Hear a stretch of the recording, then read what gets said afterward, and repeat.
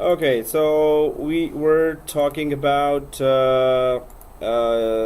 many other. So DNS we talked about, and GC, and server core, and then group policies, and okay, server core again, and Hyper-V. So we were all hyper about that, and then now some remaining big topics, and then let's end it. So let us try to go ahead. So what we were trying to cover after that? You have to cover DHCP. Oh, DHCP? Okay. You don't want to cover? Well, yeah, I'm thinking if I should or... Okay, so let's just try to cover DHCP, IFM, monitoring, NIC teaming.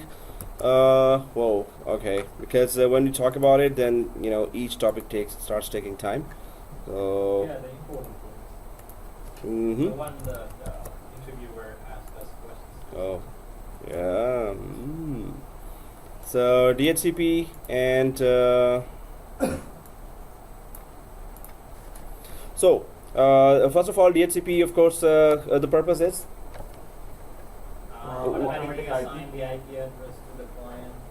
so. What would you say to the interview? What would be your line to the interviewer? What's DHCP? Now, for the interviewer, you have to say something that really tells him, okay, he knows. The one sentence. But he will be not satisfied if I say it means automatic IP. That's 3 words only. So it could have been explained a little better than that.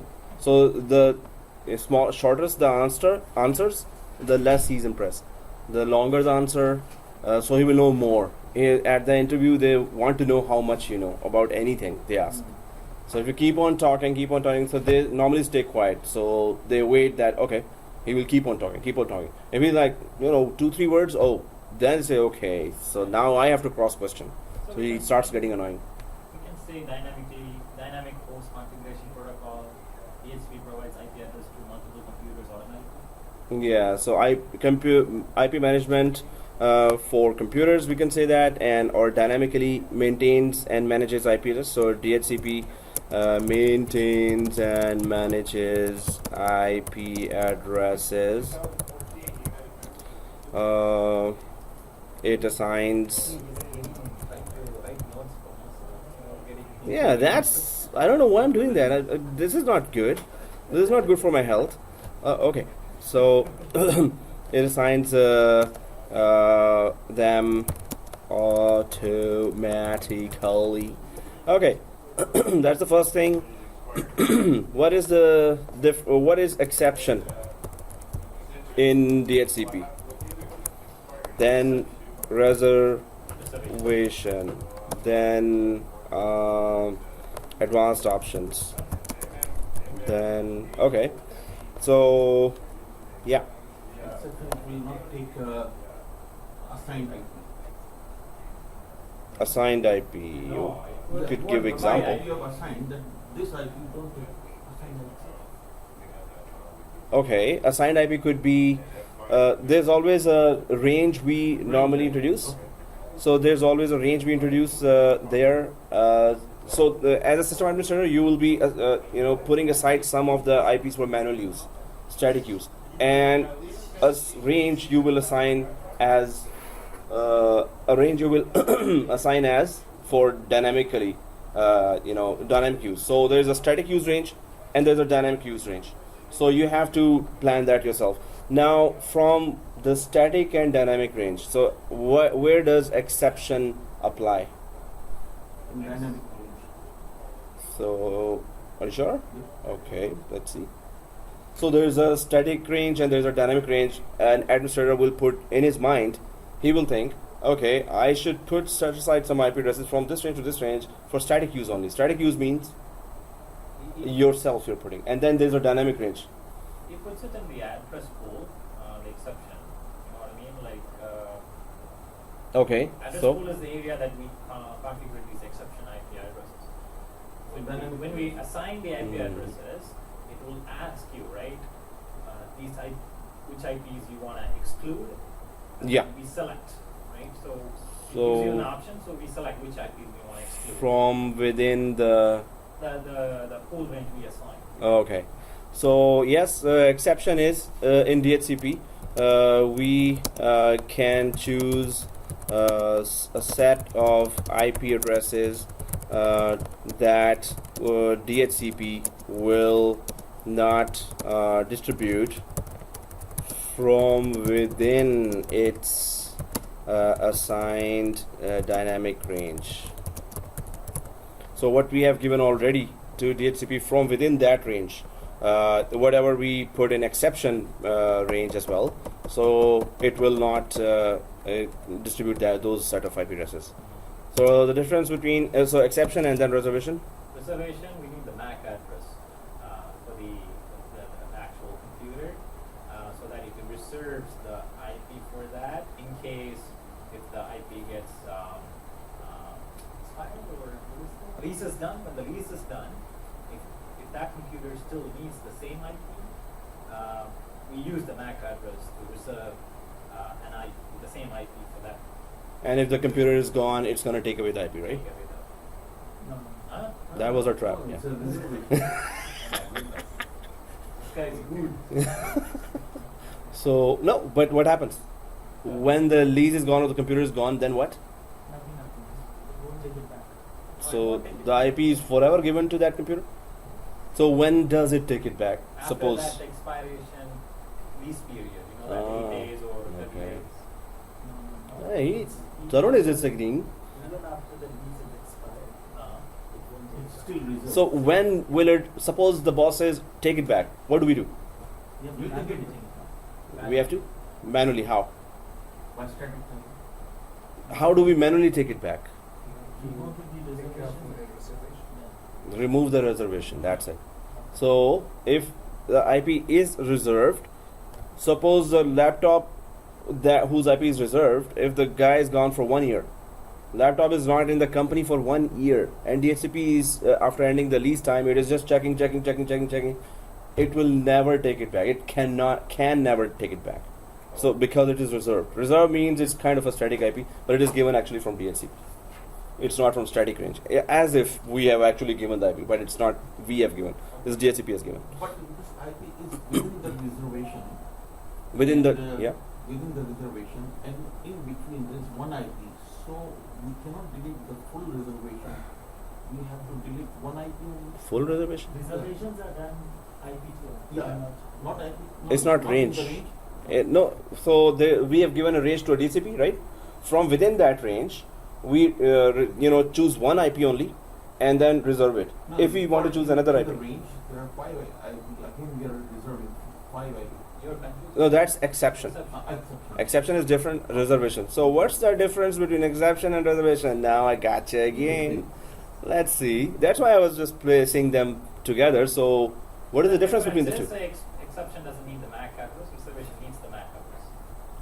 But what's the purpose of that? Purpose is exception is in the future. For example, like Mhm. I mean, you can emerge. For example, you gave an example on that day. Yes, that, exactly. Even in our college, right? Mhm. Like we were. So it's for rainy days, just like today's, right? So exception is for rainy If we days. ran out of IP Yeah. address, we can take the IP address from the exception. Yes, exactly. That's the purpose. So why are we having reservation here? What's the difference? Reservation is the actual same IP if a client computer needs. Mm-hmm. For big bosses. Yeah, big bosses like you said. Yeah. So if they want to, for example, they have a laptop Mm-hmm. and they wanna wanna are keep taking it. the laptops Mhm. or I don't know if it's another domain or another Yeah. company. If it's out of the company, when they come back, whenever yeah, they don't want they come back They don't want the IP address to be changed. Yeah, exactly. That's the purpose. Cool. So exception, we already put that we can choose a set of IP addresses that DHCP will not distribute. But yes, we did not talk about what's the purpose. So when in need, when IP address, basically it is when IP address run out, then we can use these. There could be other use cases as well or scenarios as well. You just want to use the reservation IPs, exception IPs for certain set of computers that you're saved already this, or maybe for the guest use, you don't want to use from the regular range for the guests, so you release this IP. So there could be many use cases, but mainly if you run out of IP addresses, that's where really it is used. Other than that, for guests, you can have any other ways of just give another range for the guest anyway. So reservation is so that was exception again, and the reservation is that IP from within DHCP range is permanently, well, permanently is like as long as we want it, right? As long as we don't remove the reservation, it is permanently given, right? So I'll just mention that. So IP from within DHCP range is permanently provided to a machine until we decide to remove the reservation for that computer. So we reserve it and we can remove it. So if we don't remove it, it's gonna be always given to that. Can you also put like even after the expiration? Oh yeah. If So it's done also, it will still even keep it. after expiration of lease, and even after it remains exactly the same IP until we remove that. Manually, we need manually. Until we remove the reservation. So until we remove the reservation ourselves. Okay, manually. Reservation of manually. Exactly. So that's clear, right? So it's manual. Exception and it's totally manual. So exception and reservation, right? So because so yeah, this is something I could ask all of a sudden when we are talking something else. So you will be totally distracted, and I'll ask again, what is exception reservation? Hurry up, 5 seconds. Oh, okay. So and then there are actually these are not advanced options. These are scope options or server options. So either they are server options or scope options. So do we remember anything about these? We did talk about that. I don't think you wrote it down. I don't think anyone wrote it down. Oh. Unless you have a... Offers critical service to the client machines of this scope. 3 critical information sets, router, Oh, you did. DNS Yeah. server and domain name. Okay, so these were there. What's the main purpose? So, Distribute the IP on the Offer critical services to all the clients of a hmm? scope. Hmm? Distribute? Offers Offers? critical services to all the clients of a scope. Critical scope option is good for providing services to clients. Exactly. So scope options. So 3 scope options or 3 entries in the scope option will always be there. If you have installed Active Directory with DNS, so 3 scope options in a domain. So when you go to this area here, 3 options are there, and those are, so 3 options are already there inside the scope options, which are DNS name and IP, and gateway IP, and domain name. So 3 options are already there in scope options. But the purpose, what is the purpose of that? I should actually put that word. Purpose is that if we want to provide any particular network service to all the clients of the scope, then we put the name and IP of the server in scope options from where a particular service is being provided. So scope options, you want to provide anything central that is coming from one server only, so or 1 or 2 servers. So gateway is coming from some device, some appliance, so it just needs an IP address. So you will go to some option, scope option number. There are at least 90 or 100 scope options there. So all just say, okay, you want time server to be defined. So which server you want to synchronize your time with. So there could be time server, there could be DNS server. Do you have alternate DNS servers? Keep defining our alternate DNS servers. Whatever you define in scope options or server options. So scope options, it will be one name and IP where a service is being offered to the clients of the scope. Clients of the scope are those Windows 7, Windows 8 that got the IP from the scope, right? So this is one service, network service, being provided to the clients of the scope. That's the one-liner for that.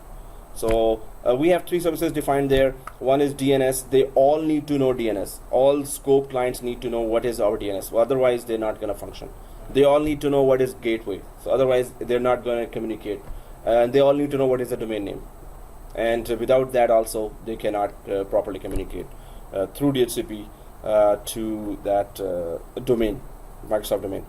If they all need to know what is the time synchronization, if they all need to know, although domain controller is the source of time synchronization for all the clients after joining the domain. But if they need to know some other external time synchronization source, so you will have to put the name and IP, especially the IP of that source, and from there they will just change their time and always synchronize the time from there, correct time from there. So, but these are just a few examples. Yeah. So what about client machine? It will not take its own time. It will take from there. No. So once you join the domain, it's supposed to take time from the domain. And it update the local machine. Yeah. So time synchronization service, it's supposed to do that. Sometimes it doesn't. So this means there's some communication gap, or it's not updating that. So you have to restart the machine or check the services. But these are just few examples. So any central service you want to provide to the clients of the scope, you go to scope options, put their IP and name, and that's it. So I was deploying Citrix servers in a university. So there, the vendor gave me a full document. Okay, go to the scope options and go for service number 66 and 67, and then put the file name, and then put that path there, and from there all the thin clients. Okay, you ever heard of thin clients before? Yeah. Thin clients. So they are just small boxes that you don't need. So you don't need a desktop. There's very small boxes that connect keyboard, mouse, and that's some RAM there. So the only purpose is that, and the monitor screen cable, right? So only purpose is from there you connect to the server directly. There is nothing local there, right? So I was supposed to prepare those thin clients. So for that, there was that long documentation that you have to just push an image inside, so the client will know that which server, which which main servers you need to connect. In Citrix, it's always the main servers that all the clients are connecting, because applications are sitting on top of that. Applications will load in the memory of the thin client. Thin client doesn't have a hard disk, it just has a memory, that's all. So it locally you don't do anything, you do everything on server, right? But anyway, so scope options and server options are the same thing. Suppose you have multiple scopes and you want one time synchronization service or one DNS service. Suppose you have multiple scopes there. So 192.168 up to 200.51 up to 100, then 192.168 101.200 up to 200, and then third scope is up to from 201 to 254, 253 maybe. So you can have multiple scopes, and if you have routing enabled, well, you haven't started CCNA, so if you have routing enabled, then you can have a lot of ranges there. So if it is always different subnets and they want to communicate, or different IP ranges, you need routing between them, right? So for that, how it is enabled, you have to, you will be learning in CCNA. I wish you had started CCNA alongside this, so you would have understood even much deeper this. I'm going to tell them to, put students strategically with CCNA class and Microsoft class together. Next Tuesday they So start. Yeah. they're starting with CCNA for us. There? Next week. Next week. Yeah. That's the only feasible option they have.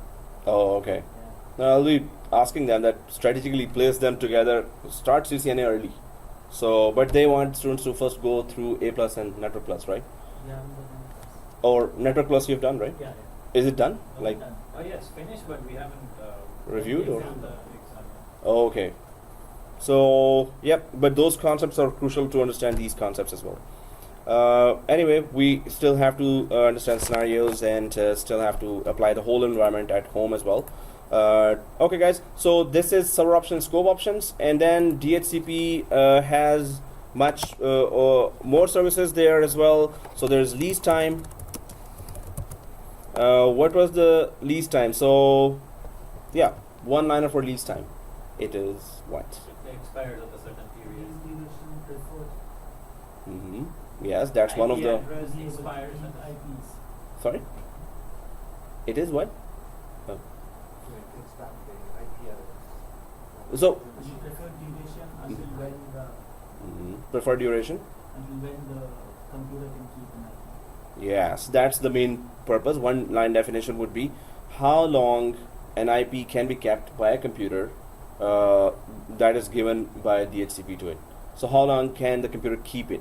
And the DHCP will keep on checking. 50% of the time it will check, and then 100% of the time it will check again. If it is not there, it will take it back. If it is there, it will just renew that lease again for the next amount of time that you define there, right?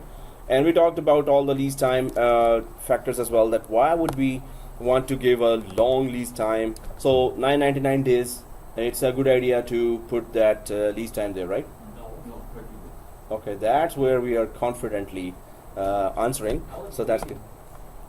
That something is coming. I was waiting. I was pretty much focusing on. Yeah, Don't focus, then I will say about me.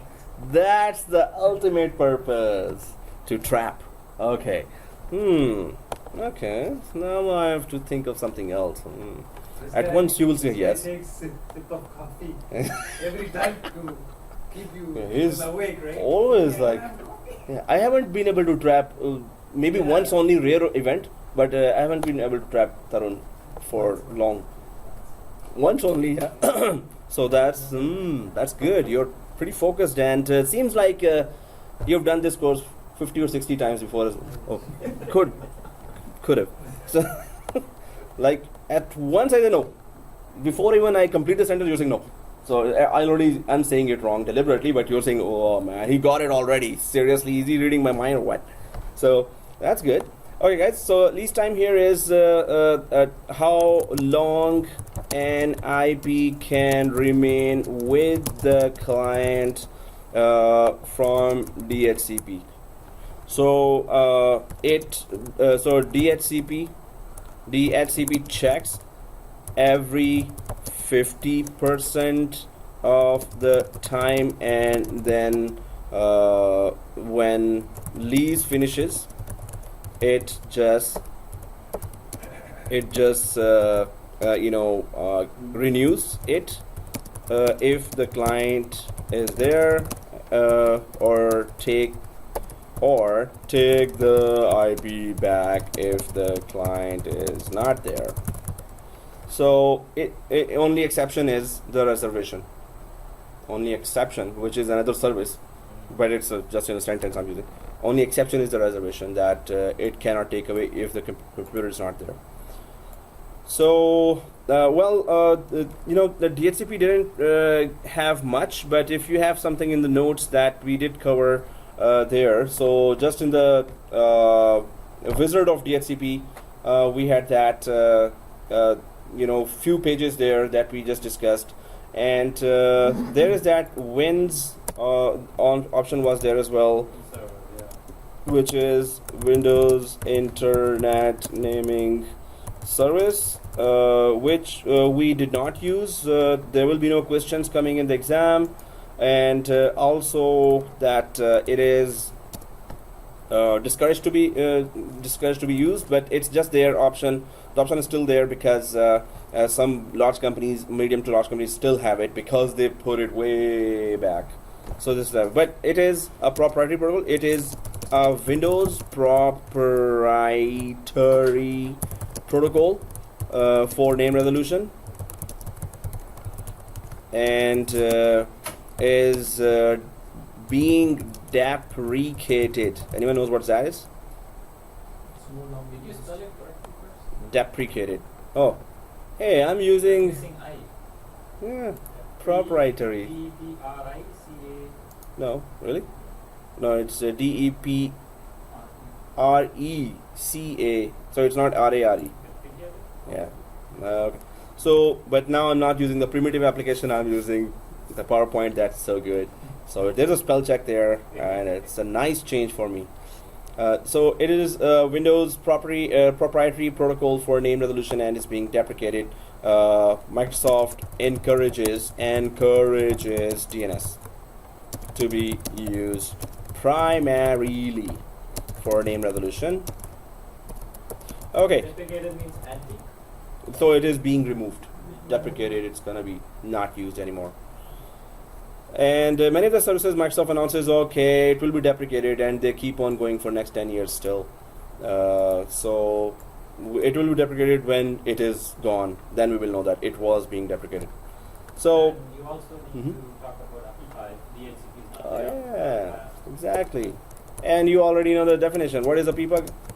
If the DHCP service is not available, the client computer assigns API IP address So, automatically. suppose the scenario is that there are 25 computers, and the switch that all those computers connected to, that switch goes down. So what If happens? The client computer wants to talk to each other, they can use API, and then it automatically assigns API IP address so that they can talk to each other. Exactly. This API IP address Starts from 169 dot. No, there are two only. 169 dot something dot x dot x. Yeah. The rest can be anything, but the first two octets are 169.254. So APIPA 169.2. If you see that IP address, that's it. At once understand that we are disconnected from DHCP. So APIPA this IP is given when computers are unable to reach our DHCP and do not have a static IP given. And it starts from 169.254. So, what else? Yeah, who did that? I forgot. What? So, Hey, that's why there's a review. So, but yeah, this is going to be more complete notes as well, and your notes are also confirming my notes that I'm creating now. But I'm just doing this effort, so in next batches, I will not be doing any effort. So I'll just show them, hey, look at this, and we're good. Yeah, thank you, that worked. Yeah. Oh, we will still discuss and review, but at least I don't have to type like Yeah, this you now. can like this. Yeah. Okay, what's the next one? Ugh, you're boring me to death. Okay. So, okay guys, so I think there's not much here, and in 7412 there's a lot more there, because you can have two DHCPs, then you can take down one DHCP and other DHCP will keep on giving services. High availability of DHCP. So, but that's coming in 7412 course, the job getter course, right? Yeah, we can have two DHCPs. So multiple DHCPs, and that was introduced in 2008. Now it's even much improved idea. 2 DHCP, not repeat DHCP, just Two DHCPs with, normally it is, the main thing is IP conflict should not happen, right? IP conflict should not happen. So how can we do that? So if we have a range, we'll just put half the range on one DHCP and half on the other. Either we can make it active passive, where just one is active. What's the reason behind this? So, again- One server fails, who will assign? You're big two different servers. Okay. Two different servers, Okay. right? So that's why. Oh, okay. I should have said servers as well. Two DHCPs. So two different servers, and one goes down. If that the only server and it goes down, of course all clients are disconnected. So the other DHCP server will start giving the IP. So that is coming in 7412. I don't think there's anything else. There's anything else? No. That's it for DHCP. What? Just for DHCP here? About to leave, huh?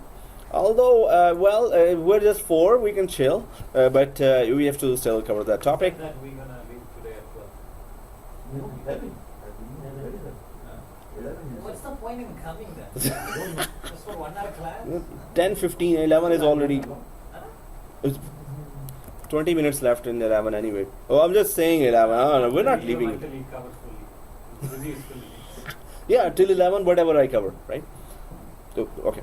So let's just go ahead for other topics here. Now there are smaller topics left only, and let's Storage just... spaces. Storage spaces.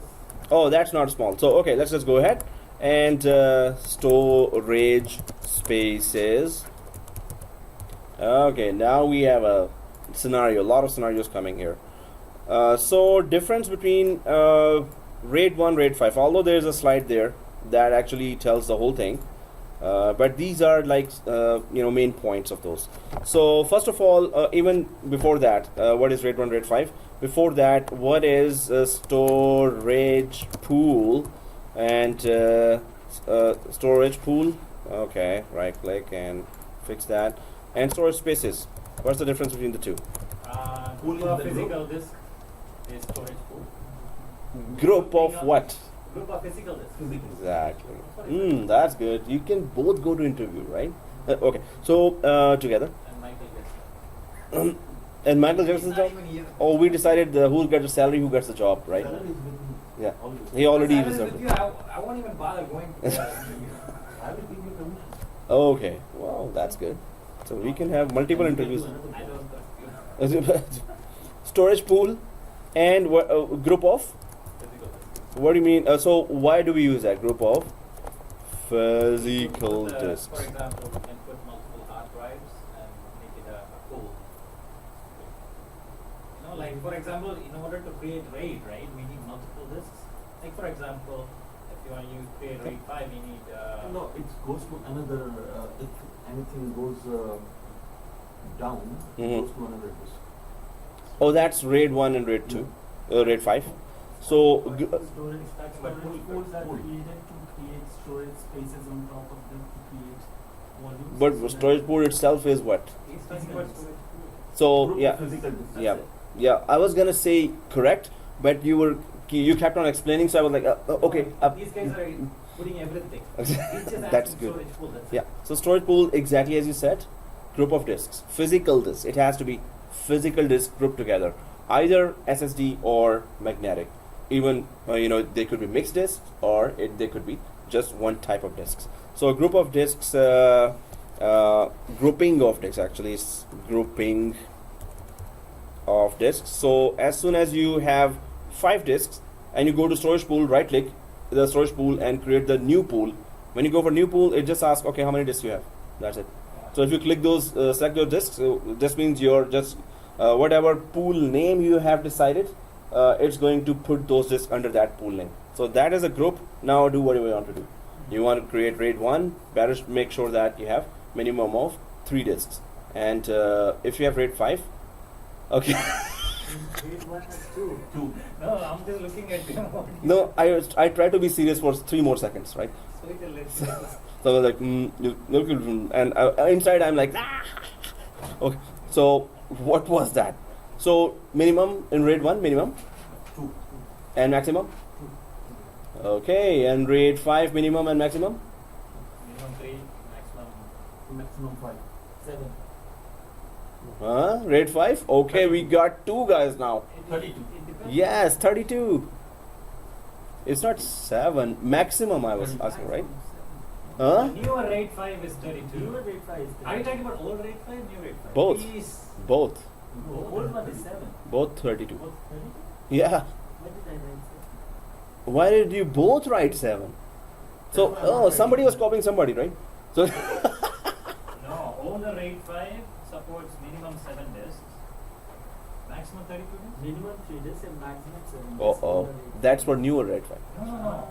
Newer is minimum 7. Okay, we're gonna write anyway now. No, RAID 5 older, minimum 3 disks till Windows 2008. And Windows 2012 onwards, it will support 7 disks. Minimum. Yeah. What But is- you didn't talk about maximum on that day. Oh, I did. You didn't. I gave examples. There's video there. If you did, I would have wrote it. Maybe, yeah, we did not write it, but. You were talking about newer RAID 5 that Mm. supports. Mhm. We can have minimum of 7 disks. We can lose 2 disks and still work. Maximum of 32 disks for the newer RAID 5. Newer. So yeah, please add for the older. Both older and newer can go for Well, 32. actually, he did. Oh. Yeah, he did. I wrote it. Okay, that's a relief. Yeah. I'm I was sorry. like, huh? At the end, when we were doing, Mm. you told us. Yeah, I wrote it. Yeah. Okay, that's good. Hey, you're writing Maximum everything. 32, maximum 32. Oh yeah, you were writing. You're writing when you're home. When you're, Oh, yeah, you don't this is write. home notes. So during the class, you don't write, right? Yeah, Or do you? I don't write. Mm-hmm. That's good. So you're trying to understand, and then. Okay, guys. So what is storage spaces? What does it do? Purpose. It's a software group of storage spaces is actually once you made the storage pool, it makes the volume as one volume as a software point of view. Yep. For example, a user will see that as a one disk. Yeah. Yeah, but I don't know how to say it. Storage spaces are partitions or volumes that are created on top of this storage pool. Good. That was a perfect one-liner. Creating a volume on top. Exactly. Of What you were saying is exactly correct as well. It's just that with terminology, that is the perfect line. So, somebody did not take part. Some two bodies did not take part. So, it's like whatever he said. Yeah. Yeah. You were saying? There's no. Okay. No, I will give you time this time from now on. So I will. Everybody listen to Minhaj, then everybody listen to Miguel. So okay, but yeah, we're still refreshing it. It's not a quiz or test. We're just discussing. But this review is very mucho importante. Oh, muy importante, right? So, okay. So storage space is here, and it is. That one line was so perfect that I have to ask Tarun again. But you said on that day creating volume on top of the storage pool software config. Exactly. This is the one line you gave. Yeah. Creating volume on top of the storage pools, and it is a software config. Perfect. But the perfect one line would be Storage spaces are partitions or volumes. yeah, you're saying Are partitions partitions and volumes created on top of storage pools. For pools, okay, pools. So partitions and volumes created on top of storage pools, exactly. So storage pool is the software side, and storage spaces is a hardware side, and No. so only Tarun was like at once he was saying others. Okay. So then I stopped. When I stopped, this means I'm telling you already that there's something wrong. Come on. But still, I was thinking. No, I was thinking too, but I was not expecting a question from him. I was just going through, and then what? No. Okay, this is a split What second were one. those surprise attacks? This is a surprise attack. Okay, so storage spaces is a software side and storage pool is a hardware side. Sir, please. I'm gonna ask question. You please tell us ahead. Okay, I'm gonna ask the question. So that No. How can he grab it? Huh? He's Easily. mastermind. He's drinking coffee. No, he's mastermind. He's not. Can you buy us coffee? Huh? Can you buy us coffee? What? Okay, from now on I'm going to tell the questions. Oh, that's costing me now. Okay, guys. So, okay, rate 1, and let's quickly go for rate 1. So minimum 2, Minimum, maximum 2 disks. maximum 2. And this is rate 1 old. Yeah. And then we go for rate 1 new. Read one new. Yeah. That is.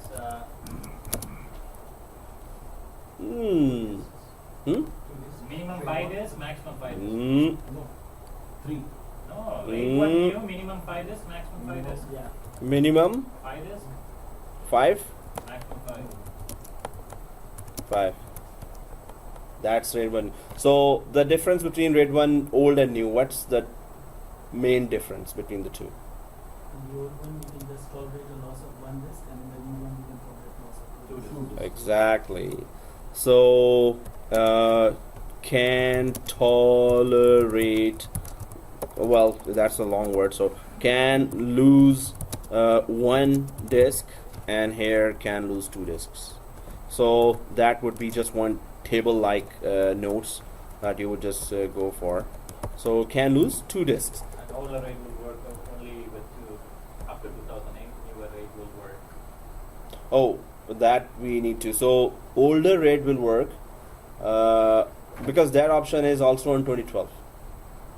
Older rate. So, and we did it on 2012, both types of rates on 2012. But in 2008, till 2008, it was just older rate. There was newer rate was introduced only in 2012. So newer rate was not in 2008, where 2 disk loss was there. So you can say that old and new are both on 2012, but newer was not in 2008. So that's a total different statement. So new rate is not on 2008. So this is rate 1, and of course I'm just gonna change the values here. Rate 5. So RAID 5 and RAID 5 minimum. Okay, RAID 5 fold minimum 3 disks. 3 exactly. Max 32. 32. Can lose. 1 disk. Sure? Yeah. Because it has 32 disks. That's fine. 1 disk. One is, Okay. So RAID 5 minimum new. 7. Okay. And 32. okay. Yeah. 2 disks. Okay. So RAID 0. We didn't discuss about RAID 0. RAID 0 is redundant. True or false? No. True. False. False. Hey, there was no option of no. There was just true or false. Okay. So RAID 0 is redundant. True, right? False. So again, This guy doesn't want me to think. that's the thing, and he's like split second answering you. He's a machine. Coffee. Oh yeah. Now we know. Yeah, there's a machine. 3 people. Are you drinking coffee? no, don't. See, that's why he. Not because of coffee. He is genius. He's comparative. Or he did this course 50 times or 100 times at Yeah. least, because That I the don't know, but he. the answer is top so of- yeah. No, still, man. should In admit. order to be focused, you need some stimulant, right? Why didn't you have a coffee? Huh? I don't drink that. What? So you blame that for coffee? So this means coffee is a very very good thing, right? So you should have gone for that. Yeah. Then have one. So Coffee's bad. bad. Really? Okay. No, too much of everything is bad, but just once. Okay, guys. So once an hour is not bad. Oh, just kidding. So, storage pool and storage spaces. We talked about this. We did long labs for that, and we tried to replace the disks after losing the disks. And for storage spaces, there were many other things as well. So there is actually in differencing, there was a differencing disk, and then there is pass-through disk. So can anyone tell me the difference between the two? Differencing this is actually we are putting another disk that is called a child disk. That whatever changes we make is stored on the child disk. It won't affect the Parent disk. Parent disk. That is the So what's the benefit of this configuration? benefit. We can increase the storage capacity As as and when needed, as and plus when. without causing any damage to the premises. And what else is the benefit? That's one of the benefits. Utilize Capacity. very small space. Then since it records only the differences, Mhm. the actual So change- capacity is still there. It does not fill up. Yeah. But what is another benefit of that? Well, the main purpose was that C drive, the parent disk, will not fill up. That was the main purpose. Yeah, yeah. So And then anything, it any goes changes? to OS one. Yeah, any changes will go to the second disk, because the C drive, the parent disk, is not supposed to fill up, right? So differencing disk here, child disk is added to a parent disk, and then all changes / differences are saved automatically to the child disk. Benefit, so purpose, parent disk does not fill up. Okay, so that was differencing disk. Everyone understands this? Okay, so pass-through disk. Is somebody watching videos at home? Differencing disk and pass-through completely skipped from my mind. Oh, okay. Yikes. And Miguel? I was in the class, I Hmm. remember. Yeah, and both Minazar and Miguel are You forgot that, huh? too quiet actually. Miguel and Minazar are too quiet. So there's just quiet and there's too quiet. So and then there's 3 quiet as well. So notes, see, so notes are so important, and without that, No, even after Mhm. the class, I didn't work on this. okay, you were not able to, but you will, right? Yeah. That's good. Today I'm buying a new computer. Oh, perfect. Do the whole lab at least minimum the whole lab, all the labs 2 times. All the labs 2 times. Whenever you get time, and it's not like, delay it, never delay it. Start, just start. Don't think start, right? Because you will not get time. There are some advanced courses also coming, and those courses will have much, much bigger labs. So you finish now and OW. Now is the time. Finish it. So, and create your golden notes. Those notes will always help. We can see the example here. There's notes always help before the interview as well. These are the very notes that you're even making some smaller changes will help you before the interview and before any exam. In a less time you get. It's better to create notes when you watch the video. That's Yeah, I'm creating the note, but this particular area I didn't want Mhm. to. But the notes are not with you. Any reason for that? No, I didn't make notes Okay. for this. Okay. But you don't keep a copy, right? You make notes in No, Word file or copy or. No, whenever I'm doing the shots. Oh, okay. Oh, yes, exactly. Got it. Because in the shorts I saw that. Okay, cool. So path or disk, one-liner. It is the process of assigning a physical location on the hard drive to a virtual machine. Like assigning physical hard drive to a virtual machine. Do you agree to that? The I don't know. virtual machine gets direct access the to a drive. physical hard drive. For who? For what? So that A it virtual can- machine gets a direct access to. the a physical hard drive. so that it doesn't have to spend too much of time to work on a virtual hard drive. Save time. No? Well, it's kind of that.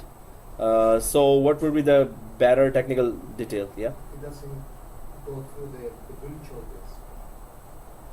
No, it actually gets a separate disk for that.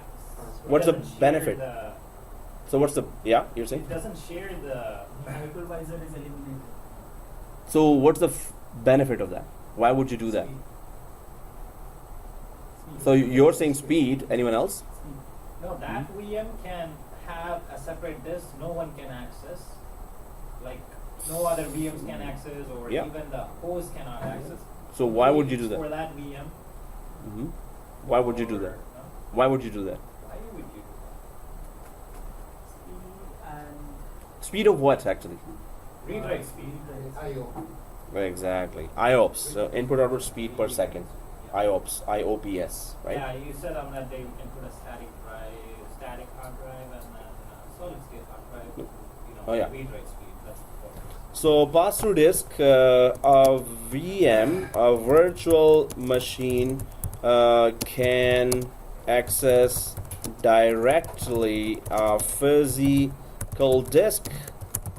So the application, especially the enterprise application installed in that VM can have greater IOPS. IOPS. Nope. Okay. So VM can have greater IOPS, and IOPS are input, output per second. So pass-through disk, differencing disk, these are also just part of how in the storage area. Any other topics in the storage area that we wanted to discuss? What is the difference between MBR and GPT? MBR, the And- maximum is 2 terabytes size. GPT, if you want to use more than 2 terabytes, you have to use GPT. Is that the only? There is a lot, but I don't know. But that's one of the differences. Exactly. One of the- One of the main differences. So supports up to 2 TB disks, and GPT supports up to well, not up to. It supports more than 2, and it goes to exabytes of space. Exa is after tera, right? And petabytes even. So, but Up to 64 terabytes. Right? for GPT it's exabytes and petabytes. Okay. That's like, whoa, unlimited, kind of unlimited, not unlimited, but Mostly MBI and GPT is used for RAID configurations. You know what I mean? So if someone wants to use like more than 2 terabyte in the RAID configurations, Yep, then yep. they have to choose GPT. yeah, it is there, but normally it is all about capacity. Now, bigger capacity disks are there, commonly available, so GPT will be most likely used for all the other disks. So there are more. So they offer. So the main thing here is that GPT offers more partitions, more and bigger partitions / volumes. So anything more and bigger is related to GPT, which is GUID partitioning table. So the abbreviation is GUID partitioning table. And then there is MBR. Anyone knows that? Master boot record, exactly. Master boot record, and so supports up to 2 terabyte disks, and has the boot volumes there. And GPT supports more than 2 terabyte and up to exabytes.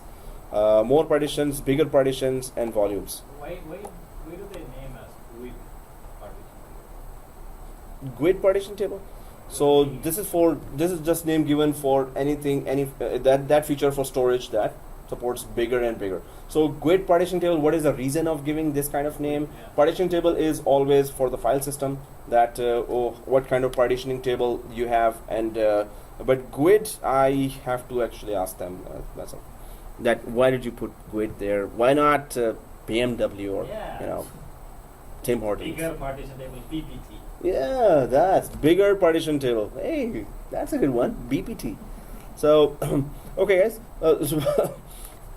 So NTFS and REFS. hey, now we're talking. Are you we have like 3 to 4 questions for PDF for regarding REFS. Oh, Yeah. huh? Both NTFS and NTFS and REFS. So REFS is but always comparison or what? no, it's not compared, separate. Some scenario. No, sometimes REFS word is in the scenario, but actual question is something else. So was No, the actual answer is question? also for REFS. Oh, Because okay. if they want to create REFS is what, like if they want to use a partition, even if the hard drives are getting corrupted, if you Yeah. want to retrieve the data, what kind of format you want to use? Yeah. The answer is REFS. In case of power failure. In case of power failure or data corruption. So that was the actual Yeah, the question. We had the answer. Cool. Wow. So, you already answered here as well. Okay. So that's good. NTFS is new technology file system, and so first of all, what's the abbreviation? So new technology file system, and then REFS is resilient file system. And that's resilient is the word there, in fact. So NTFS, of course, offers folder and file level security, and so folder and file level security built for. I'm going to ask about that. So built for NOSs. Anyone remembers what was NOS? Non-operating system. Non-operating system.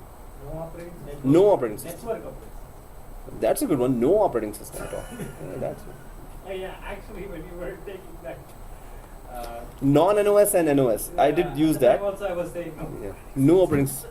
That's a good one. Somebody really need coffee today. That's why. So That's why I'm having that in my mind instead of network operating system. That's where review is actually reviewing, and we are still refreshing, right?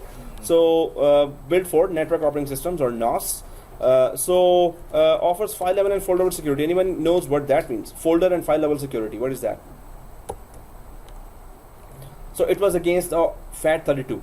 Sharing, right? When you try to share and secure the folder or file, that's where you use the IGFS. So it was introduced against FAT32, which was file allocation table 32. which was only offering folder level security.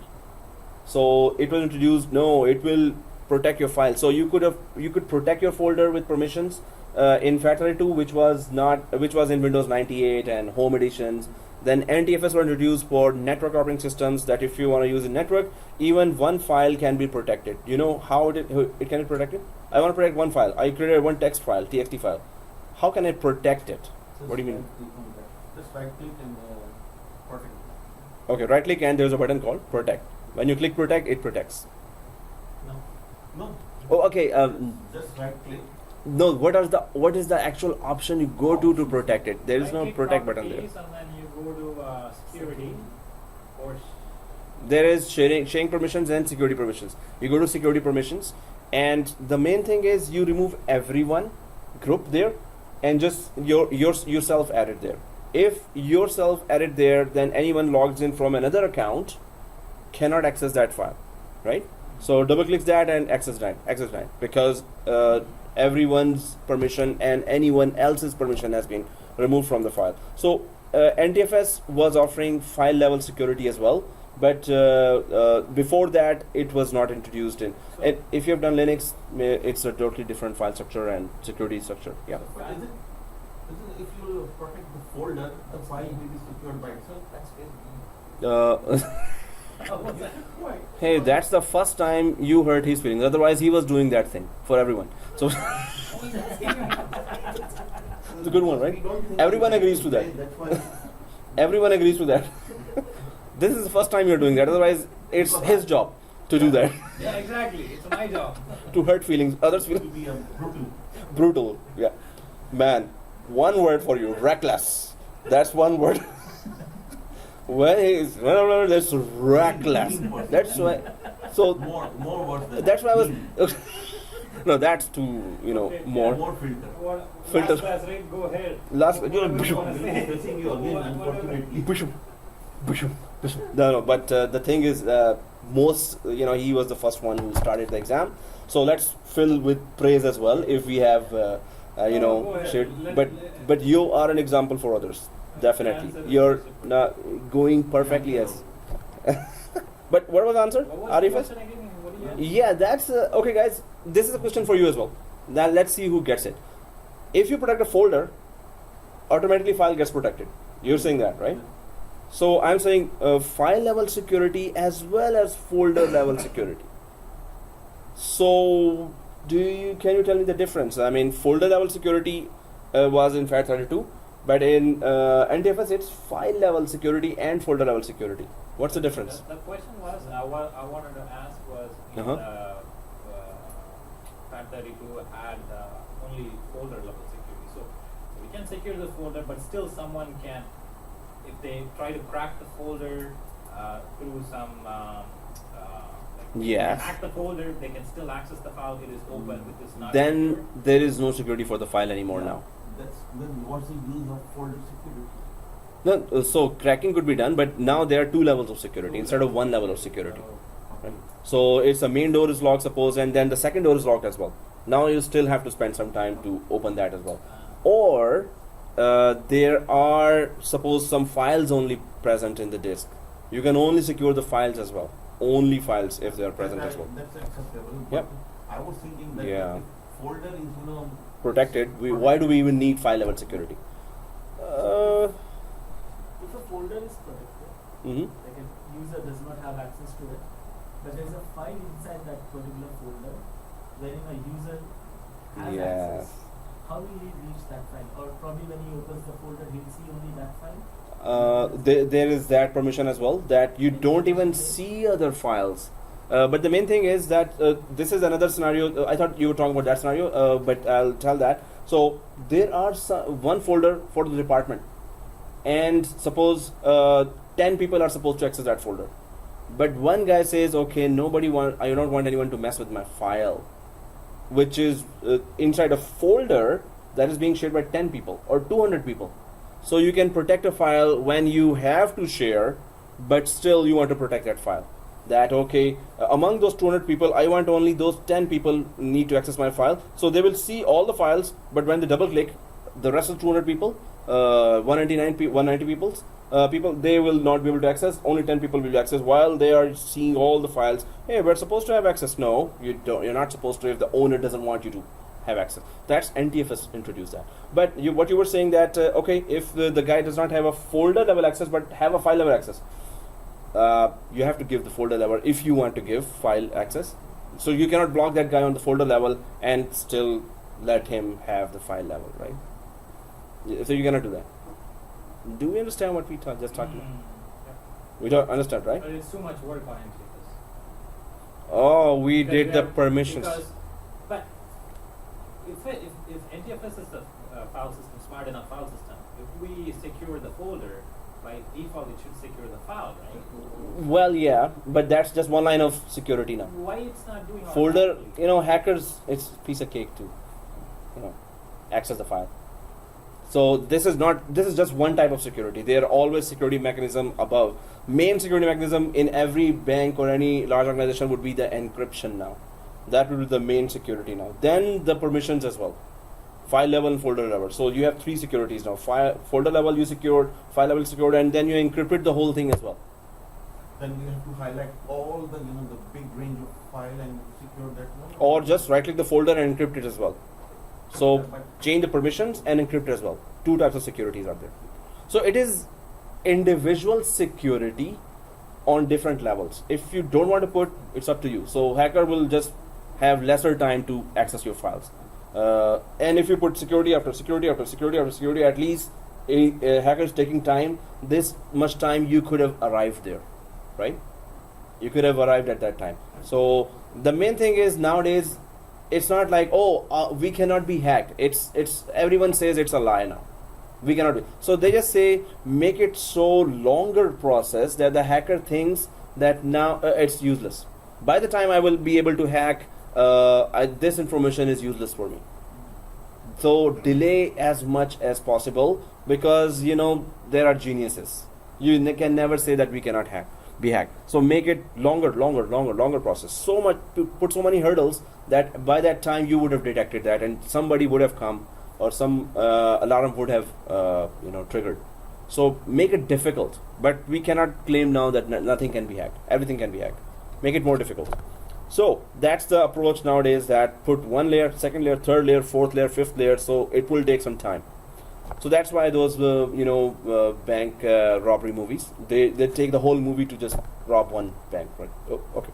So don't take it as a okay. So resilient file system, what is so special about that? Are you recording? No, I am recording, but I'm not recording. Yeah, I should have recorded my video as well with this, but yeah, I'll try to put some more. Please. That, The light if you put that light, it will look unnatural. Hey, that's okay. So yeah, natural. No, like It will not look natural. If you put light Oh. on it, though, Oh yeah, it will, like if I do this, then I will do the now zombies teaching. Oh, okay. So resilient file system, guys, it's resilient. So it will resilient file system. It will save. Okay, let's not start this way. I hope nobody was writing that. a large volume file and directory Large volume file. and directories. supports large volume. no, resilient file system is actually Yeah, used it- to in case of there any corruption or If the hard disk is crashed, then it will failure or be able to recover majority of that's one of the it's a file system. It has long list of features. That's just one of the features. So it has long list of features, right? So retrieve the data. majority of the so it will be able to recover majority of the data that is readable. It might recover all data. Majority of it will be readable as well. Otherwise, when you recover from crashes, data is not readable. So then, the whole purpose is lost of recovering anything. But still, some data is readable, and sometimes the whole data, 100% is readable, right? So resilient file system, but again, it also supports GPT and of course then bigger and much. So partitions are more supported. Suppose there are 200 partitions you want to support. We put the numbers in the slide as well. So exact numbers, how many partitions, how many volumes, how big the partitions. Everything was in the slide there in the storage spaces. But it just goes for anything more and bigger and more in numbers, right? So, but the main thing, resilient is the name that your data, the whole protection of everything is revolving around the data. Data is the most important thing here, right? Data. So data has to be protected, and that file system actually claims that, okay, I have protection for the data. So NTFS and REFS. What else, guys? For storage spaces, storage only. This is not topic of spaces. This is just storage. Got it. What else? Do you remember anything? Hard disk. Increasing the size of the Oh yes. So there is shrink Oh yeah, shrink mount and extend and shrink, extend, and mount. mount. And mount, step-by-step assignment was sent by few. Mount, how to mount, and always the assignment comes from that guy first, like this, just like Tarun replies at once. So assignment always comes from Asad, the fastest, once and done. So And both of them are not showing up. showing up, Not showing off. showing off. Oh yeah. Hey, where is your actual signal sign? Yes. No, they're humble. They're humble. Yeah, so that's good. That's nice. Both are quiet, and I didn't mean anything other than that. Okay. So, From future, if you want me to quit, I can be quiet. no, That's please fine. talk. Please talk. That's fine. I can be quiet. If No. If that's what you guys want, then yeah. You don't want anything. You don't want anything. Just What? be human. Till 11:30. So we already the leaving time was 11 o'clock, and but we're still studying more than the allotted time. So You're not gonna finish all the no, there's 5 or 6 remaining, which are smaller topics now. We finish at 12. After this, are you gonna review IPv6? We IPv6. it's already waiting. Okay. It's the slide is there, but I don't know if you're gonna get it. But anyway, I'm gonna try. No, just the basics. Yeah, but I'm gonna try my best. The best lecture you will get from IPv6, for IPv6 is from. Yes. Oh my goodness. Why? Okay, why am I saying that? Oh my goodness. I have to. Why is that? No, he's a very good teacher. I know he's a good teacher. Yeah, but yeah, he's I'm loud. gonna sit at the back. Oh yeah, try to because First, yeah. we have to insist him just to record. Yeah, first thing you need to convince. Second thing, he was just teaching in the other class. Whoa. Seriously? I don't want to. Mount is actually we are assigning a actual hard drive, but for the user it looks like a folder, so that he can. No, Yes. for example, if a user is running out of space, and then he's like telling the administrator that I'm running out of space, admin is adding an actual unallocated space, and then putting it in the user volume. Or Kinda, yeah. So we can say merging of hard disk, physical hard disk. Merging. Merging, not exactly. It's a link to a hard drive. Yes. Wow, that's it. It's a link to a hard drive, which you also said. So it's not exactly merging, but it's still the hard drive is available from within another hard drive.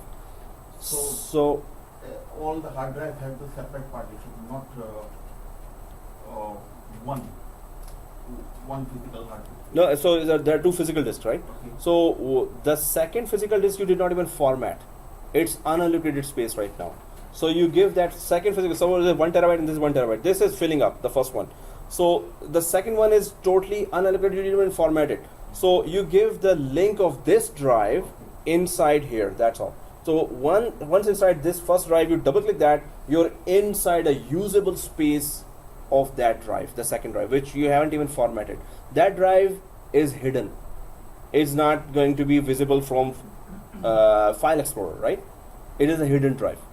So mount drive is just linking another drive from first drive. It's a link or a shortcut. Normally it is called a shortcut as well. It should not be formatted. It needs to Yeah. have unallocated space. So who sent me this assignment for mount? Yeah, you and okay, and yeah, Asad I also did, sent. but I forgot to send. You created? I was figuring out. Were you able to successfully create that? And then Cool. I found the answer from the PDF file, the premium file, and then afterwards I went and did the math. At the time I was studying The the exam, that's why I couldn't yeah, send okay. the assignment. But the steps were there in the Steps wasn't there. Okay. It said the answer of what I was looking for. Cool. Mm. The answer that I was looking for was, it said, in order to mount a drive, you need to create from a simple volume, right? Good. Really? Okay. So no, but did you read that? Yeah, you were saying? I did that. The string extended amount, do they work in both NTFS and IFS? Yeah, but the disk has to be O. So thank you for that. Basic and dynamic disk. Basic disk and dynamic disk. So dynamic disk in both. We can talk about NTFS because we haven't used REFS yet, right? REFS is 7412. We're going to be using that. So, but we did install REFS, but we did not go for actually experimenting that. So mount and extend and shrink will be available in dynamic disk. Do you know what's a dynamic disk?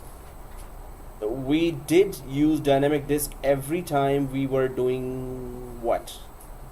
Virtual machines. No. RAID. Yes.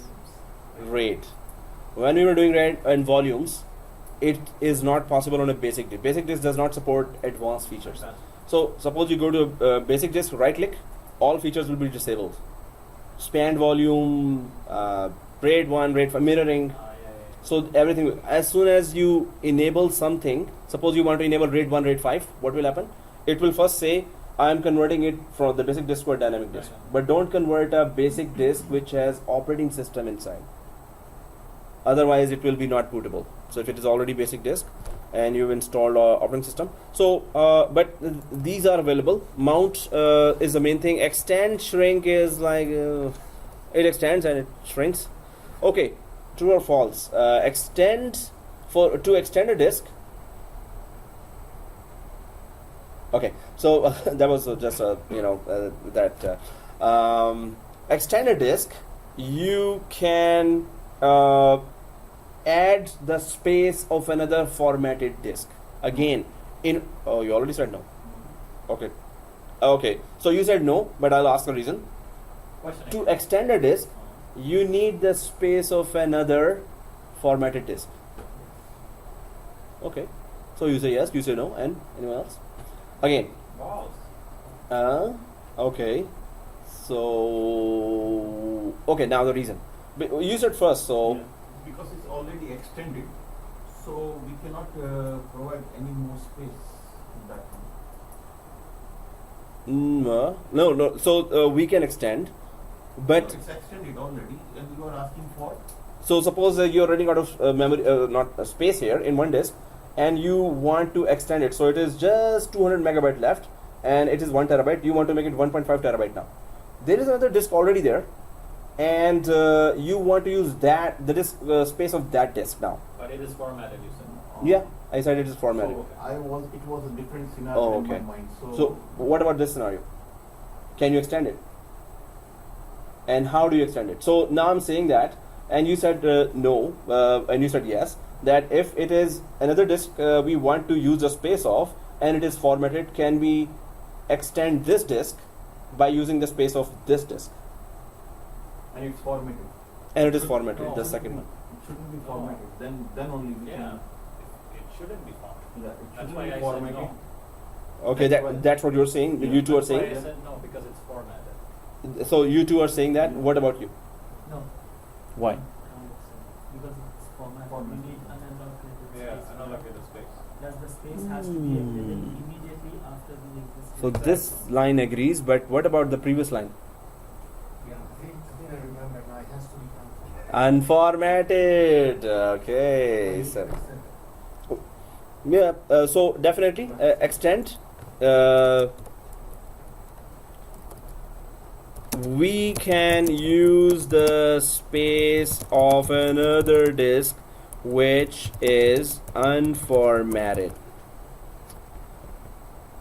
Okay, mount. Oh, you said that. That was a very good.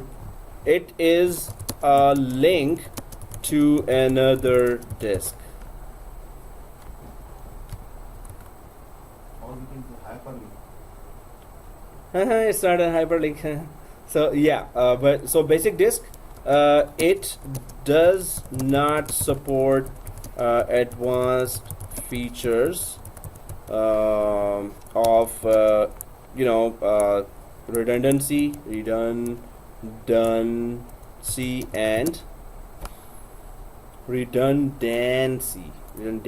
and expansion of space, like stripe set with and grouping of disks. And you can say if you want to group together a disk and put a volume on top, basic disk is not the disk to do that. And grouping of disks. So dynamic disk supports all the features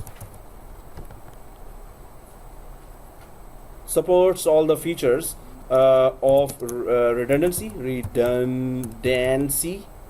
and creating volumes, then extend, mount. We already mount, and actually mount is available in this basic disk as well. So extend, shrink, differencing disk, and pass through, all those are available there. So redundancy just covers everything. RAID 1, RAID 5, right? So RAID 5 is mirroring, and RAID 1 is stripe set with parity, right? Wow, that was fast.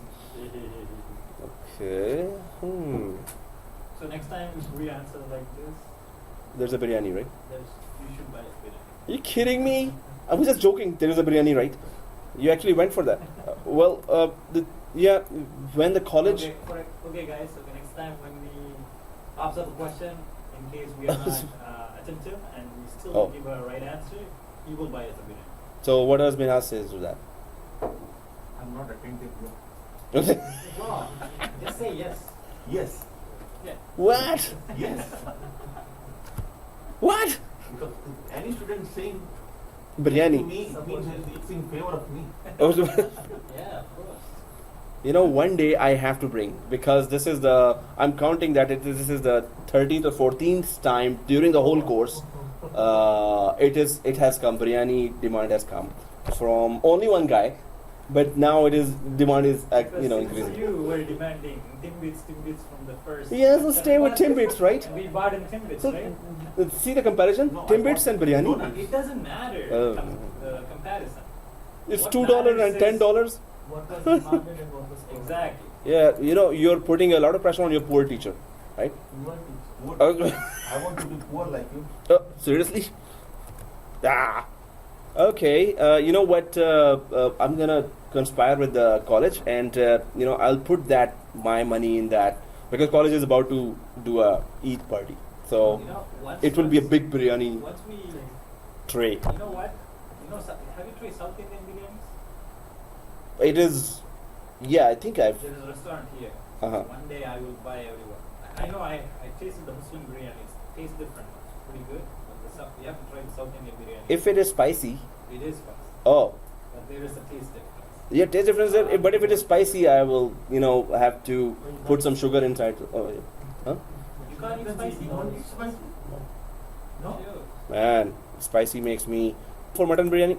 This for the next topic, and so we are left with a few topics now. Maybe we can finish by 12. No, just kidding. So okay. So here's offline domain join. What was that? Offline domain join. That is this. rejoin, right? We use rejoin for that? Yeah. Oh, good. Okay, you're there. But what is the purpose of that? Offline domain jam is, if, for example, if there is a computer that's not joined to the domain, if you wanna, if you are going to Mhm. join to a domain, but in offline mode, for example, what do you say? For example, a new computer arrived from the Microsoft system. So? Still, What? Still, they provide some. Not only what Okay. you do, but what an administrator does Providing the is text files, you know.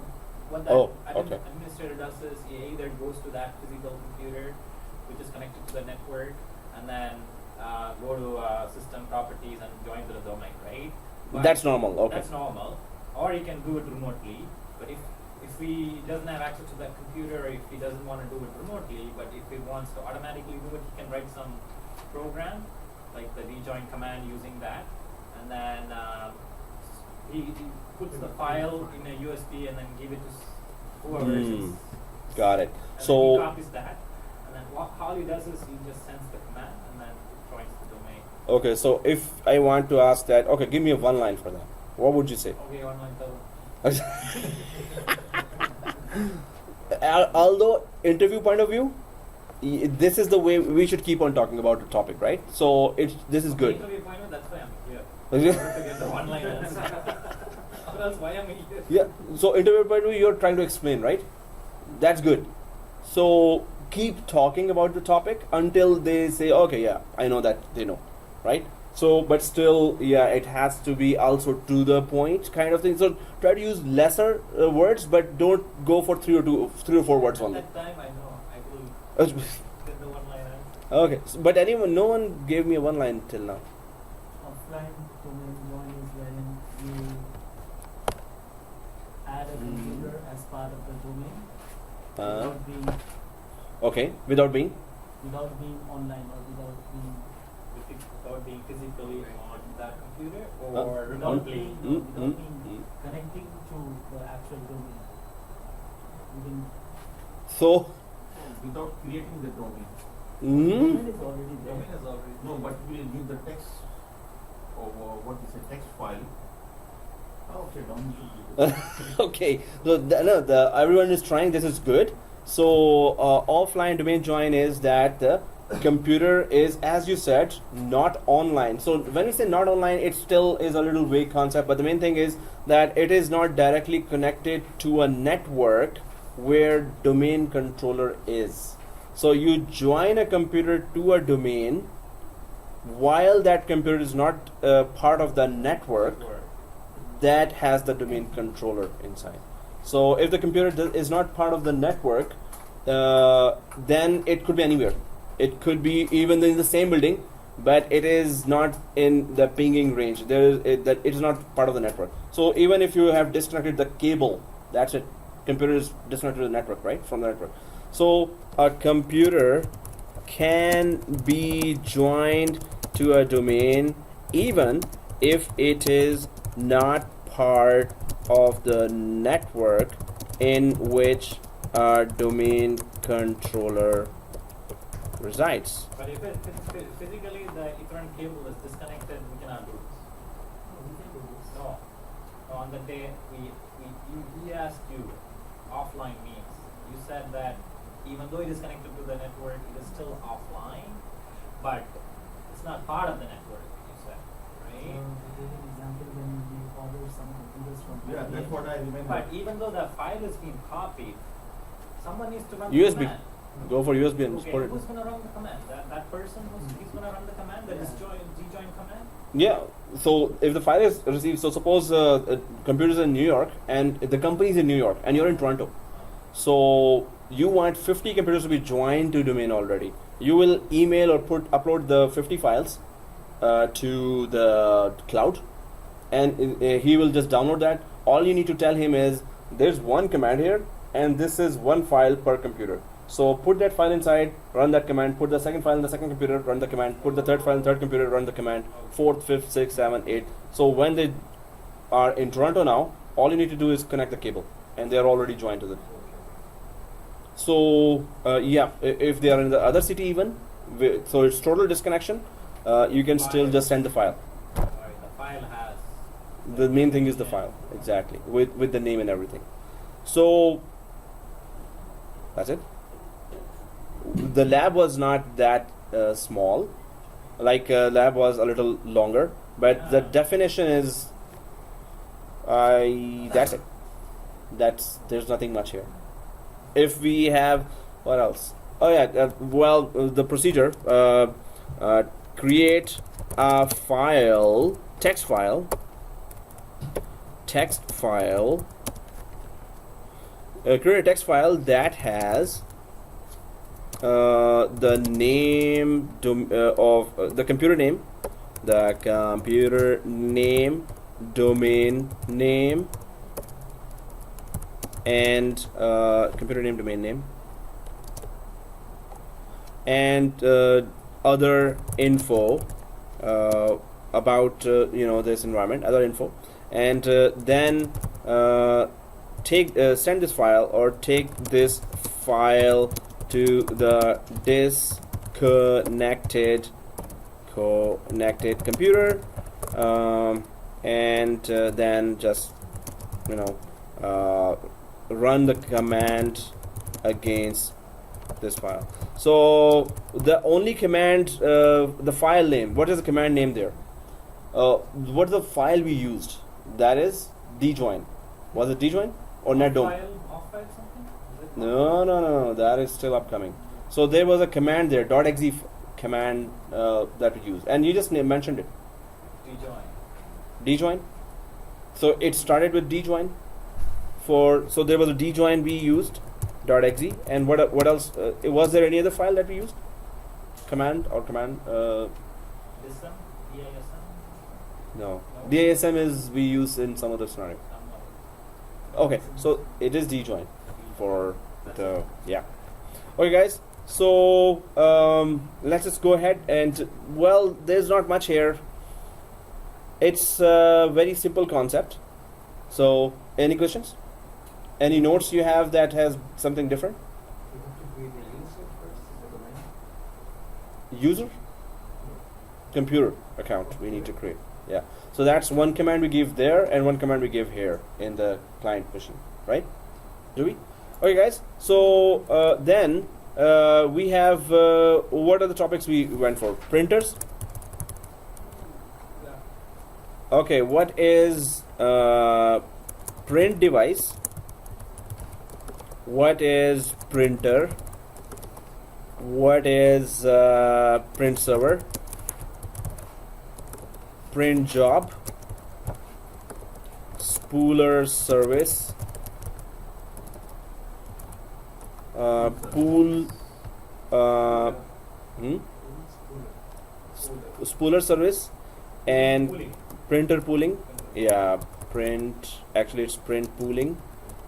And then there is that migration of printers, and there is directly attached printer, network attached printer. That's a lot.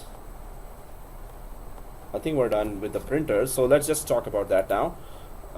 Anyone knows what is the difference between printer and print device? Okay, that was easy. Device is the physical hardware, physical printer hardware.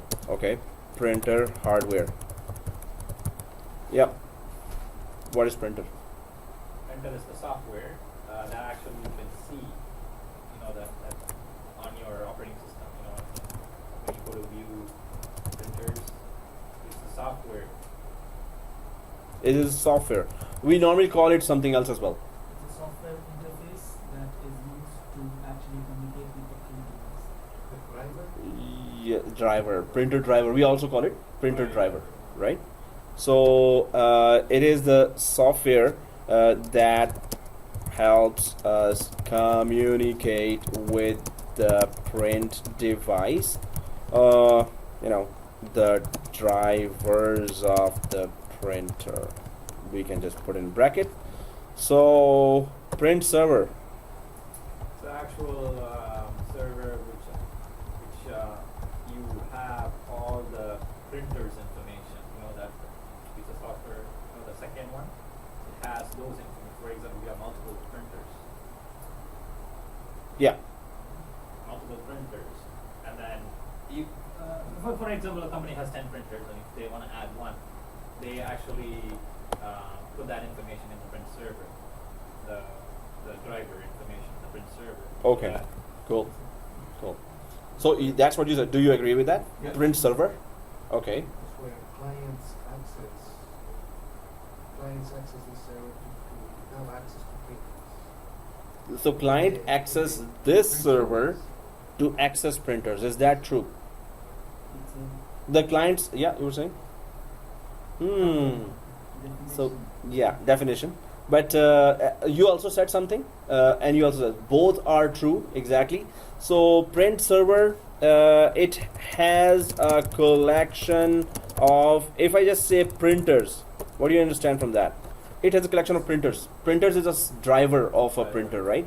So it is a collection of printers, and clients can access those printers from this server. So clients have to connect to this server to access those printers. Question to you is, if you access the shared folder of the print server and double click a printer, does it get permanently added on the client machine, or is it temporarily added in the client machine? So again, you're in Windows 8. You're accessing, so print server name is suppose server 01. So you go backslash server 1 and just press enter. So it is going to show you the shared folders and shared printers of that server. You double click just one of them, just double click it. Will it permanently add that Yes. printer driver in the Windows 8 machine or not? Yeah. Fine. Yes. It will install the software Okay. and it will be permanently added. What is the proof that it is permanently added? Where would you check that We it will is? check When you the try to Windows. do a print, when you try to print right from the Windows 8 machine, like a document, you So put it the can print, name. yes. But is that a proof that it is permanently added or not? Yeah, but what I'm saying is Oh. when you go to that document and then print properties, you can see the printer over there. Yeah. Maybe it's temporarily added. If you log off, log in, and it's gone. Okay, Yeah, once it you is. cancel the thing again, and then if you want to print another document, it's there. But I know what you mean. No, just restart and come back, and that's a proof that if it's still there, Yeah, You can it's see still the there. control panel, add or Yeah. remove hardware, if it will be there. But maybe it is temporary. So you just double click it. The main thing is yes, it is permanently added. When you double click it, the drivers are added in the background, or the drivers are actually already in the operating system. Windows operating systems have drivers for all the mainstream printer companies or printer vendors or things. Why your friend is bothering you? There's a Hey, my friend, how are you? What friend? the flies. Sitting on that black slide. Oh, wow, what is that? Oh, He's been there for a long time. really? Wow, that's not cool. Wow, it likes that kind of light. I think it's gonna be radiated. He's not my friend. Shoot. Wow, it's stubborn. Okay, guys. So Hope you didn't kill him. no, I just said go away, and I think it took the message. So what is the print job? Easy. Well, if you send that document, for example, if you wanna to send a document to print, it's- Yep. yeah. The print server definition that we discussed on that day was Yeah. different. Did I give a definition? Print server. It is a collection of printers, and clients can access those printers from the server. Okay, what was the definition there? A computer or a standalone device that receives print jobs from the clients and sends them to print devices that are attached Okay, exactly. That is also the case. So that's what we just said it here, and we just put this definition as it. So basically, it is this. I may have said that there and not you would have written that, but this is the main definition of print server is that We should go it has with this one. actually both. That explains what it does. This is what it is, and the purpose of that is what you wrote there, right? Purpose is clients connect with this printer to access print server. Client connects with the print server to access all the printers. That is the purpose. So this is like what actually it is. Print server. So file server is having all the files of the environment. Web server is all the websites intranet of that. But print server is having all the printers added to that, which is the drivers of the printer. You also said that whatever we wrote here, but Mm-hmm. you said that because that's why I remember that when I was reading the answer. Mm-hmm. So yeah, just in a definite, I said it as that, but I defined it as this. So, but both, the combination of both, you should be saying in the interview.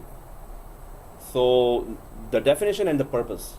It's always, they would always go for what is the purpose. Do you know the purpose of this? Print job is the, It's a file sent by a client to be printed. good, And sent to the server and it stays in the queue. yes. In the queue. Exactly. So it is a file sent by the client to be printed. Because is it a really file? Do you see that file somewhere? Once you print, where do you see that file?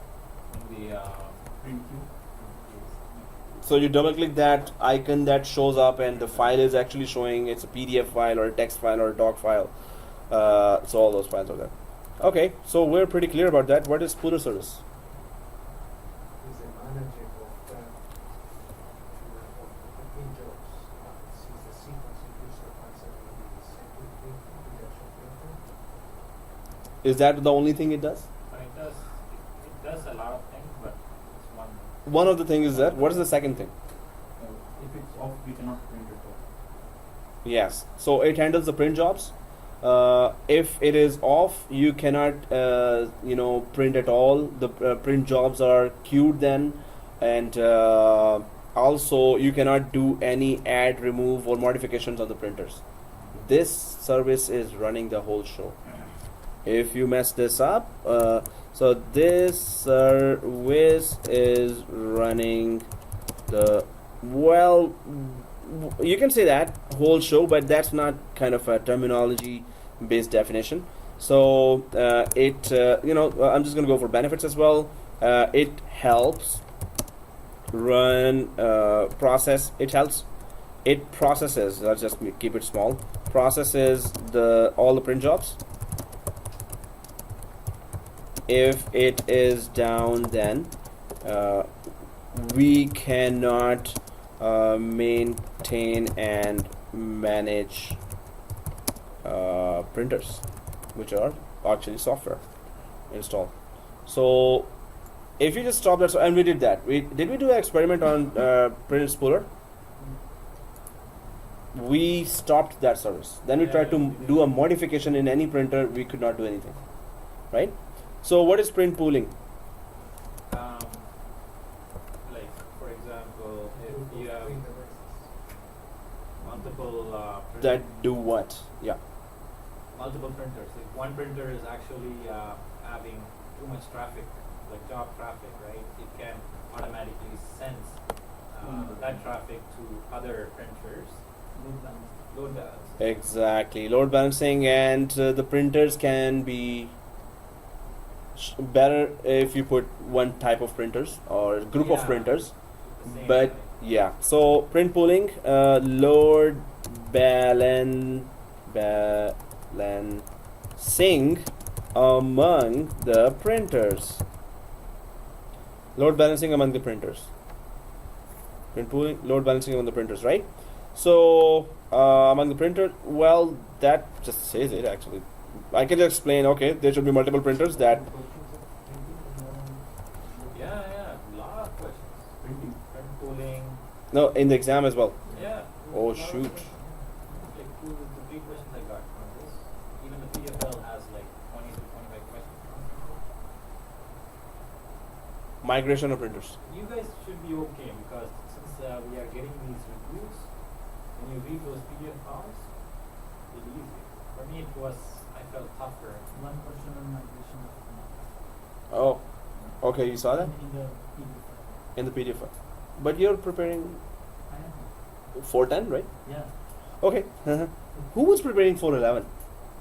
I was thinking But of. I haven't was started it. I got confused. the document. He told us. Yeah, that no, he. Nasreen, No, you said first you will give 411. Yeah. But then I changed. Assuming and migration of printers. How do we do migration? What is it actually called when we start a migration? And there was a assignment as well. Export of Yes, export printers, Then we have to install the import. import printer. install the print service. But it didn't role. work there for me. That's exactly what we were doing. Yeah. So it didn't work for you. And anyone else tried the assignment for export import? Export was okay, but I couldn't import. Strange. Okay, I'll try to And even make a lab. Sajid told on the same day that He could not. export and he couldn't import. You know, the premium file has a question of migrating printers. Or you remember? The answers it has is only export the printer and then Import it. and then install the print service role on whatever server you wanna export, and then import. Exactly. That's it says. But on the day you said that there's also an extra stuff that needs. No, so service has to be there, then export and then import. But I was said that it's easier said than done. When you're about to do that, you will see errors. You will find resistance there. But if you had tried, so you tried, I think one more guy, and that guy sent me the assignment already. Okay, so he's really bullet. It's faster than a bullet. Just done at once, and he's already having 5 more, PDF files already. So, but we're just thinking, and he's gone, and we're like, where is he? So, But he have done the courses before, or he's like us? No, he has. he. used to run an online gaming site. Oh, really? So Oh. even the network plus he knows a lot of things. Then we can go for break. 2 are left only. Migration, export printers and import printers, and of course you have to have that printing role installed on 2 servers. So of course from one you export and the other you import. And directly attached printer.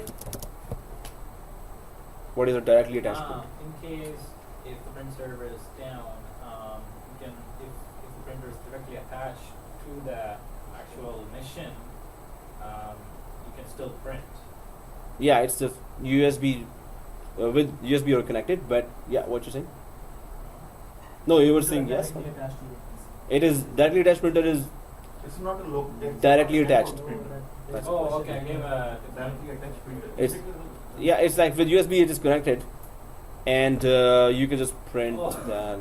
that just directly attached. That's all. There's one So- section in the yeah branch Branch printing. directly Yeah, attached branch printing. directly attached printing. I was giving answer to that. And what was the answer for that? Branch direct is actually if the printer was connected to a print server. If the print server goes down, the user can still Print to another branch. because he has Oh, an option. cool. Oh, failover kind of thing. Okay, Right? for that, you have to right click on the job in the queue, and then you enable branch direct. Printing. When you enable that, automatically. You get Yeah, branch. that's the benefit of trying to understand the question and then go for it. That's the benefit. That's what I did for the first 300, and then when I was going back again. But you started 11 now, 411. So are you trying to understand those? I couldn't understand. It was talking about. Yes. Oh, the new topics. So Topics. it's not possible to even understand that Yeah, because we have to go through those topics, right? I know. But I'm gonna pretty much read the actual one line. What is this answer? cool, man. Okay, guys. So directly attached printer is directly attached to a computer. Okay, next. So I mean, I don't know what to say other than it is directly attached and print. Go ahead. So, but directly attached printer can be shared with all other users. True or false? Directly attached printer can be shared with all the users, 50 users in the 20, 200 users. So, is it true or false? Oh, It can be. Yes. There's only one guy who said false. What? You know what the question was? Directly attached. I got him. Okay. Anyway, so directly attached printer is connected to without the network, a if computer. directly attached, then no one, No, no but, other user can connect. You didn't mention but- about network. But I didn't mention it is not there. Huh? The network is always, in an office I environment. assume that it's not connected Oh. to the network directly attached. That's why I said false. That's a good You one. guys were wrong. Yeah, that's a good. Come on. It's I get you. okay. What is Because the it? next question is network attached printer. Okay. So I thought, okay, directly attached printer without network. Serious? This means you assume too much. Come on. So directly attached printer could be in the network as well. Okay, suppose it's in the network. No, but now we know the answer. I was trying to grab somebody and You're not trap grabbing somebody. me. No, 3 or 4. Okay, so let's see who's alert because there are some tough topics coming now after the break. So network attached printer, difference between directly attached and network attached. Quickly, what is the difference between the two? To network. They're connected to network. How? And server. Print server. So, Okay, network attached printer again. What is that? Network attached printer only. It is a what? So what is a network attached printer again? There is a printer attached to the network.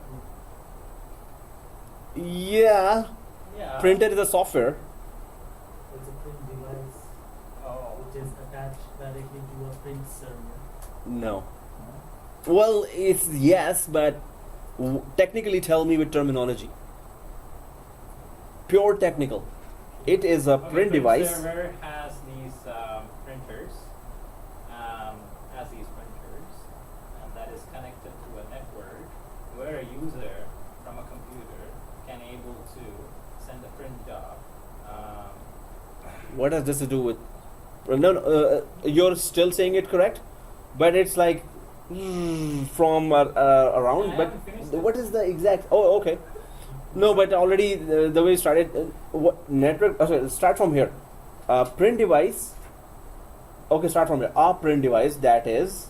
If you can only start from this one, no other choice. What would you add? What other words you will add to that? A print device that is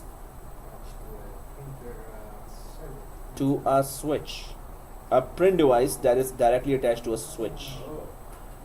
It's never directly attached to a print server. So a pure technical, definition would be a print device that is attached to a switch. That's it. And directly attached printer, it's a printer attached to a computer. Both can be shared with everyone. Right? So, okay guys, let's take a break and then come back. And I hope we are able to finish all the topics. Or we go extend it. We don't extend this and one more day to that, right? No. If This is too much. If you can cover, then please use. If you think Till you two. need to, then yeah, but if you think no, Already we're yeah, okay, then it's okay. 74:11. Time is getting Oh, shorter maybe and you shorter already and shorter. sent the schedule. If there's a Eid, So you got it. it's Maybe you good. already sent the schedule. It's starting from Monday. Yeah. I hope there is no Eid on that day. If there is Eid celebration, then dish. Even on Eid, I'm ready, but many of the students will not be here. The one Muslims, right? They will not be. You have to use this class, so whatever time you have. Oh yeah, sure. So guys, but there are very few topics left. So yeah, if we take a lesser time break, that's better. I'll come in 5 minutes. I don't know about others. So try to take a coffee or something, and let's just get back. 4:30, yeah, we'll cut. Yeah, What happened to this guy? yeah. Left, I guess. Yeah, and there was that interesting topic going on, so I was like, oh, we're still missing. Okay, guys. So monitoring, nick teaming, and IFM. So monitoring, nick teaming. Oh, that's it. Okay. So in monitoring,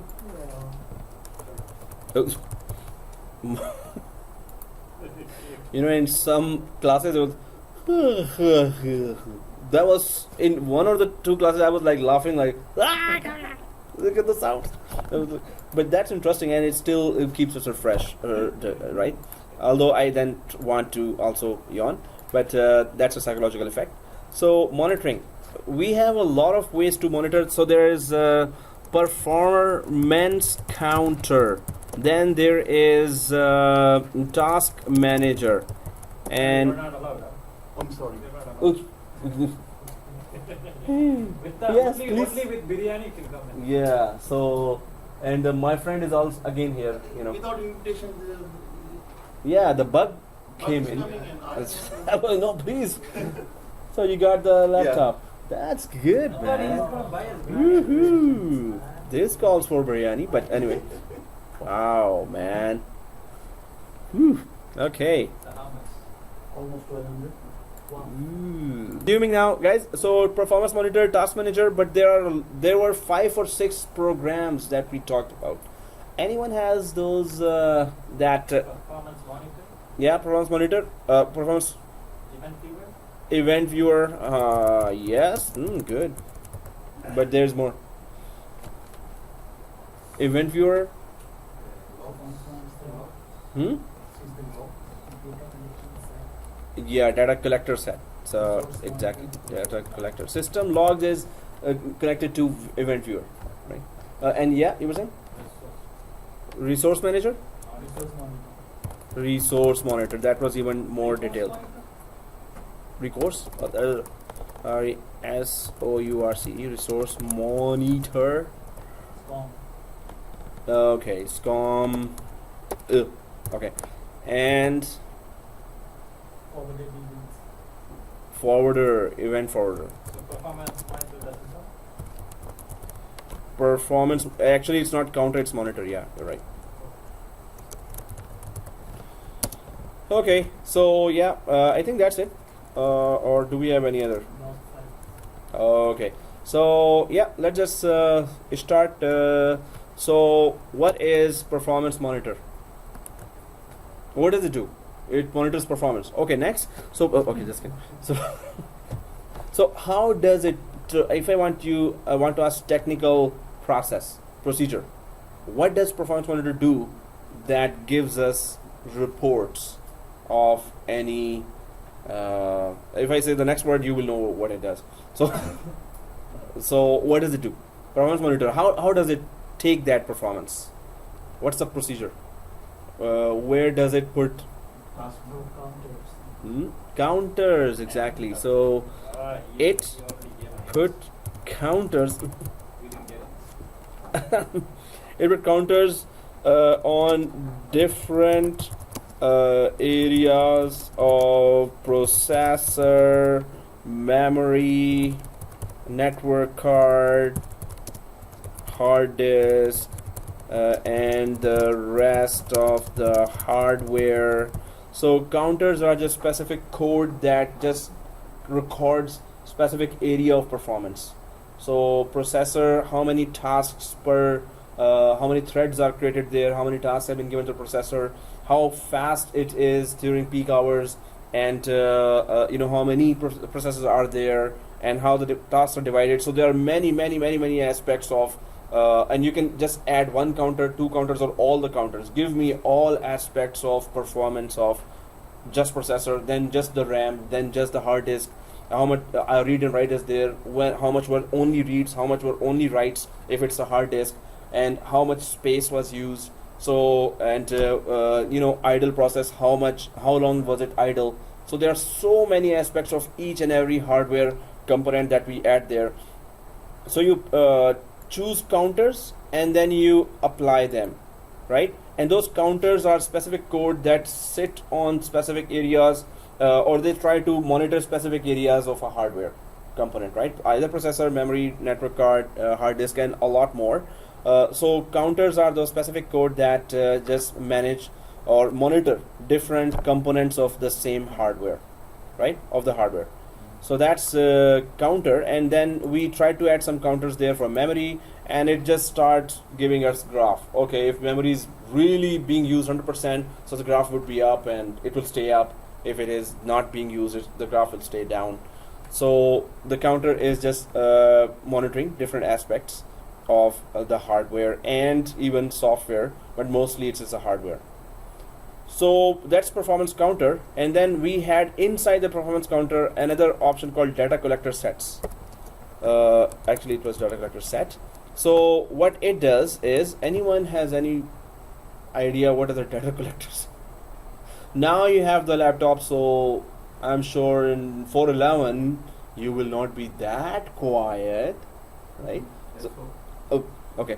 So when we are reviewing 411, so and Miguel will be So I not can that be quiet, quiet. he can do my We thing. need everyone to talk. So that's how I will know what you know. Not a replacement. Yes, there is no replacement. I can take some rest. No. So, the more you participate, the more others are participating. Or at least then I look at others, see, he's participating. So whenever I look at everyone else, they're like, someone's down at, someone's doing like that. Then he discovers that I'm still looking at him. Guy. Next class probably I'll bring some, Whip. yeah, with I have, plans like that. And there's Mr. Distractor here. Oh, just kidding. Yeah. Oh my goodness. Carry on. I'm not even here. Crayon. Carry on. No, how can we skip This is monitoring. This is principal always checks the class, right? performance monitor? Oh yeah, we were talking performance monitor. So last class he came from a wedding, and this class he came from baseball court. Baseball. Okay, so you were playing baseball and you came from there, right? Oh, okay. Yeah. Okay, that's good. Kickboxing, baseball, and Yeah. don't forget special forces. Special forces. Oh, Yeah. and he was part of the. Okay, now in presuming, and so data collector set is we gather monitoring data of any hardware component with, huh? Vendors. Oh, seriously, he's not my friend. Can you just go away, you bug? Actually, it is a bug. So, you're bugging me, you bug. You probably killed one of this sort of thing. Oh, that's why. Oh. Yeah, it's the revenge of the bug. Yeah, we don't have a movie with that name, right? Okay. So, we gather monitoring data of any hardware component with in specific intervals of time. In specific intervals. That's the best part about that, intervals of time. So can you tell me now, if you see the definition between performance monitor and data collector set, there is one major difference here in their working. What is that major difference? Data collector set and performance. Starts and stops. Yes. So it starts, maybe you put it as a 5-minute data set, so 4-5 minutes keep on gathering information in the peak hours, and then stop for 5 minutes or 3 minutes, and then start and keep running and monitoring and grab information for 5 minutes, then stop. Start, stop, stop, stop. Performance monitor, what does that do? It continuously. Yeah, it continuously monitors, right? So data collector set, it's good to get those values while not putting pressure on the processor and memory for its own running, because for its own running also they took some memory. They will take memory and processing. So they stop and then start, then they stop, then stop, then start.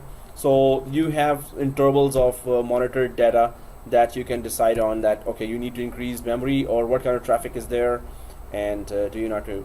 Okay, so what is Task Manager? Task Manager offers The list of applications. okay, list of applications and processes. Applications and processes. So applications are running, processes are running, and okay, which users are connected to this computer also, and so application processes are running. What can we do with that? So we see this application is open, this open, this open, this We open. can stop from there. So right click and stop. We can stop those applications if they're stuck. But there's one more thing about applications. There are a lot of information. What is that information about those applications available in the task manager? Processor, CPU. Which application is using what? How much processor? How much CPU? That's the most crucial information in task manager that we at once do for troubleshooting. The initial steps are, if we have Google Chrome, or if we have Exchange server, or if we have anything, we go to task manager. Okay, if we go to CPU, we use that, right? if you use CPU, it says this percent of CPU is used by this file, this percent of memory is being used by that file, right?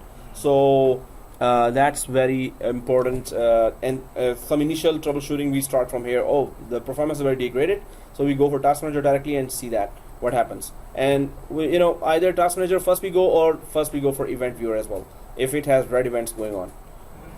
So, then we talk about, so yes, Task Manager is, showing all these applications and processes, and as well as how many users are connected in a bar, in a graphical interface as well, it's showing that, and as processes listed and process IDs are there as well. You can from PowerShell just, go for the ID. Suppose it's Google Chrome, so it might have a process ID of 21389, suppose.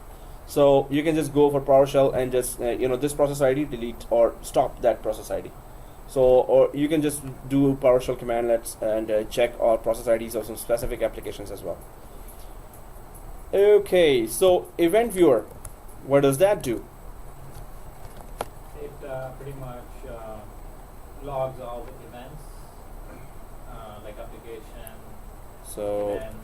logs all It's like a task manager. with, sorry. Event viewer. So again, Task Manager is different, Event Viewer is different. So within Task Manager, you don't have Event Viewer tab there. Event Viewer, you have to go separately from Tools. Yeah, but it gives all. It still shows all the list of applications and. Yeah, but it does not show the event. Suppose that application, when did this application stop? Okay. When did it can restart? Tell us like if it's successful or failure. Yeah. Those things. So logs all events with timestamp.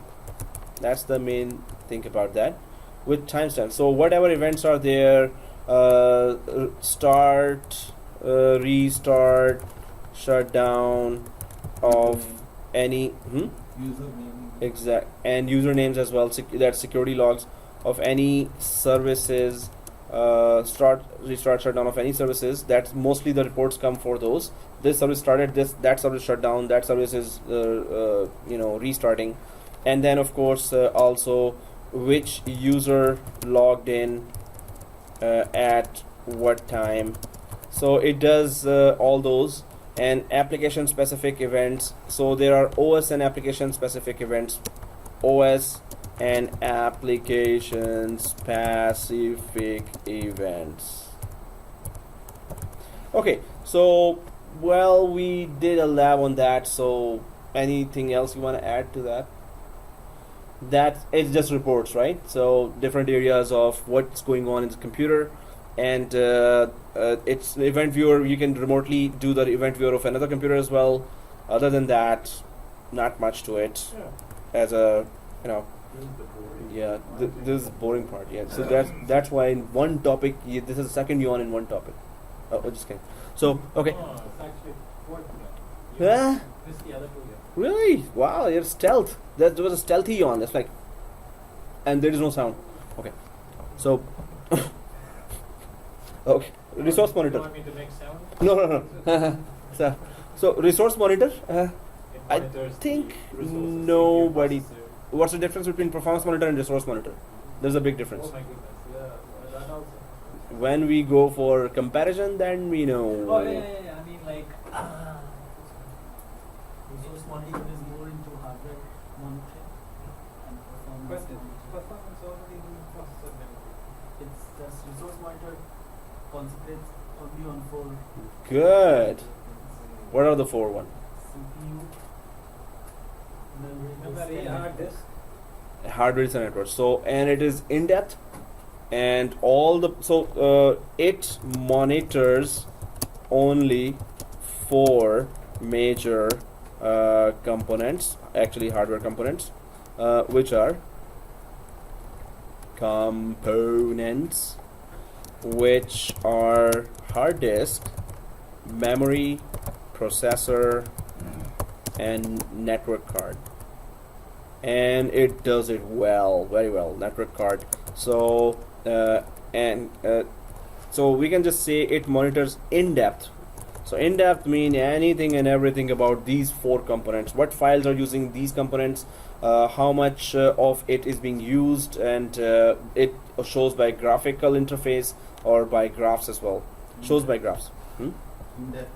In depth. So the performance monitor Ah, just Hmm? it just monitor just Real time. basic. So performance monitor, whatever counters you give there, so which counter is being used right now, which counter is giving that monitored data at what time. So suppose processor is not busy right now, so majority of the monitors will be just sleeping there, and the only monitor that is reporting now is the processor is idle.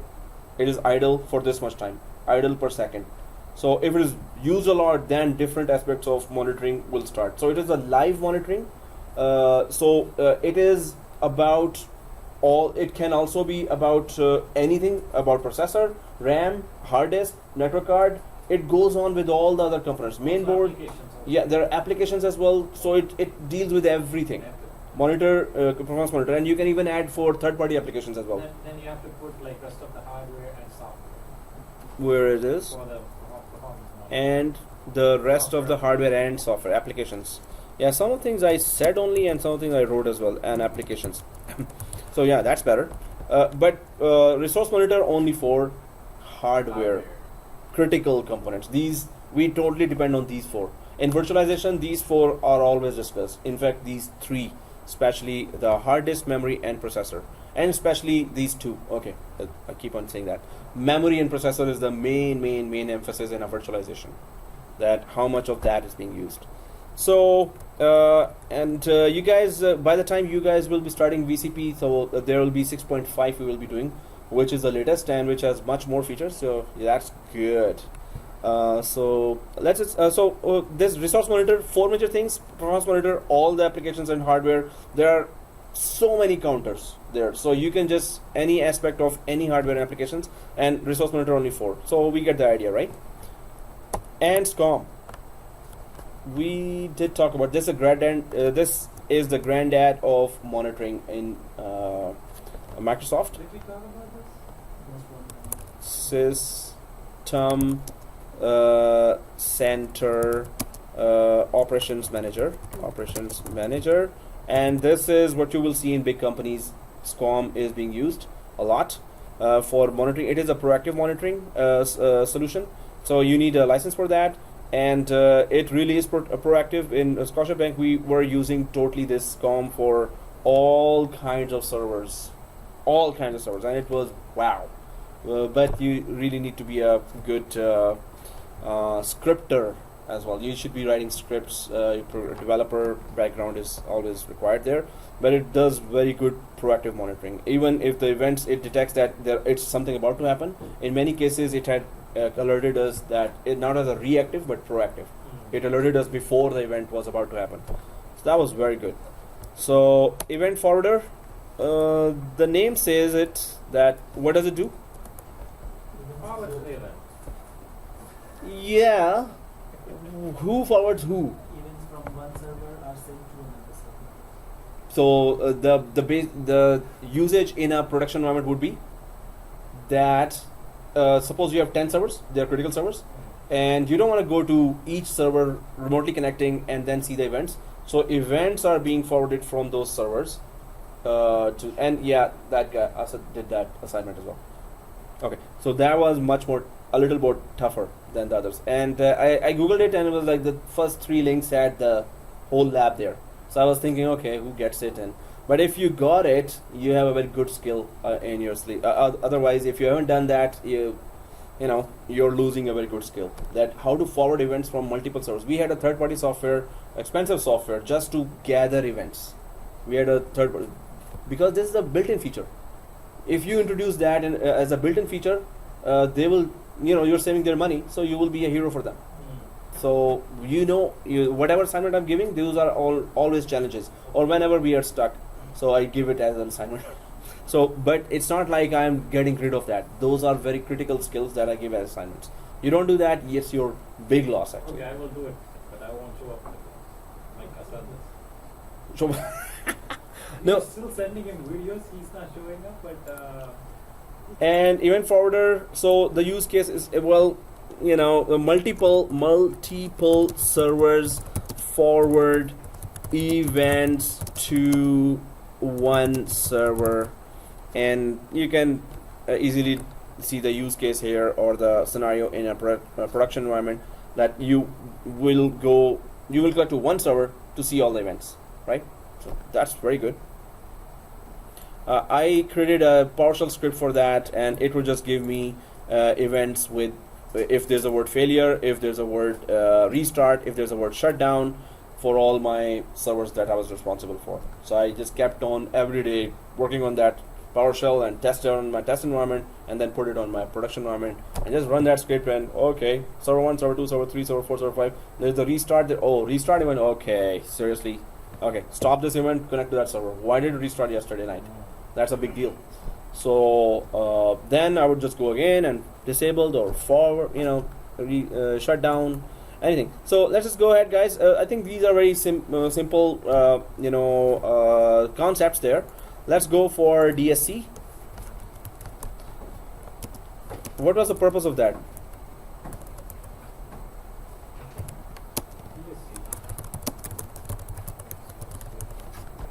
Desired state configuration. The only purpose is, hey, nobody knows that. Yeah, I forgot. I know that you covered. We can revert the changes made by anybody else. Good. So two things: monitor, and as you said, revert. And Microsoft used the word remediate. Oops, that's not dot, that's slash. What is with these two three words? Can you tell me the one-liner? If any configuration in the server is changed, DSC will put it back. Perfect. Exactly. So if there are any configuration changed, so either you put it to just monitor and report, or you put it to discover a change, or discover means again monitor the change, and also revert it to the previous decided settings, configurations again, right? Decided. So it just reverts it to the previous configuration that we always wanted, right? It just keeps a check of that. So there was a pull configuration and push.